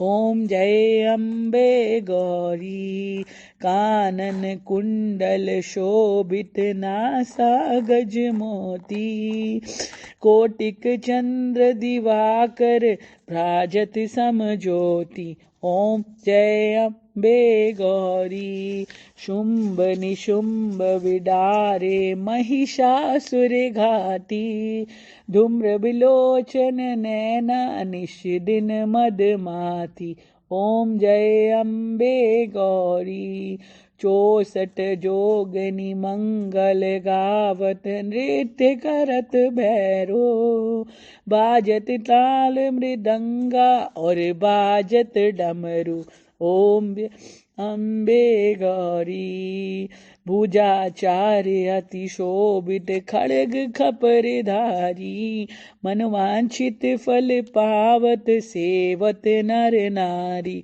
ओम जय अम्बे गौरी, कंचन थाल विराजत अगर कपूर बाती, श्रीमाल के तुम राजत कोटि रतन ज्योति, ओम जय अम्बे गौरी, श्री अम्बे जी की आरती जो कोई नर गावे, मैया प्रेम सहित गावे, भजत शिवानंद स्वामी सुख संपत्ति पावे, ओम जय अम्बे गौरी, जय अम्बे गौरी मैया जय वामा गौरी, तुमको निश दिन धावत हरि ब्रह्मा विष्णु। ओम जय अम्बे गौरी। हे परमेश्वरी, हमारे द्वारा दिन रात हजारों अपराध होते हैं, हम कृपा आप हमें सेवक समकर हमारी कृपा पूर्वक हमारे इन अपराधों को क्षमा कर दो। ना हम आह्वान करना जानते हैं, ना विसर्जन, ना पूजा करने का ढंग। हे परमेश्वरी, हमें क्षमा कर दो। हे सिरेश्वरी, जो कुछ भी हमने मंत्रहीन, क्रियाहीन और भक्तिहीन पूजन कर दिया वे आपकी दया से अब पूर्ण है। सैकड़ों अपराध करके भी जब भक्त आपकी शरण में आकर केवल जगदम्ब कहकर ही मोक्ष को प्राप्त हो जाता है, जिससे ब्रह्मादि देवता गण भी आने पाने में असमर्थ होते हैं। जगदम्बी के हम आपके अपराधी हैं, लेकिन आपकी शरण में आए हैं। इस समय हम आपकी दया के पात्र। आप जैसा करो वैसा करो परमेश्वरी। अज्ञानवश या बुद्धि खराब होने के कारण या भूल से जो कुछ भी हम कम या ज्यादा कर दिया है, हे देवी, हे परमेश्वरी, हमारे इन अपराधों को तुम कृपा पूर्वक क्षमा कर दो और हम पे खुश हो जाओ। हे जगत माता, हे कामेश्वरी, हे सच्चिदानंद स्वरूपा परमेश्वरी, आप प्रेम पूर्वक करी हुई हमारी इस पूजा को स्वीकार कर ले और हम पर प्रसन्न हो जाए। आप तो गुप्त से गुप्त भी रक्षा करने वाली हो, और आप हमारे किए हुए इस जप को ग्रहण करके हमारे सारे अपराधों को आप हमें क्षमा कर दो। हे देवी, हे परमेश्वरी, आपकी कृपा से हमें सिद्धि की प्राप्ति हो। जय भोलेनाथ। जय सच्चिदानंद ज्योता वाली माता। जय सच्चिदानंद ज्योता वाली माता।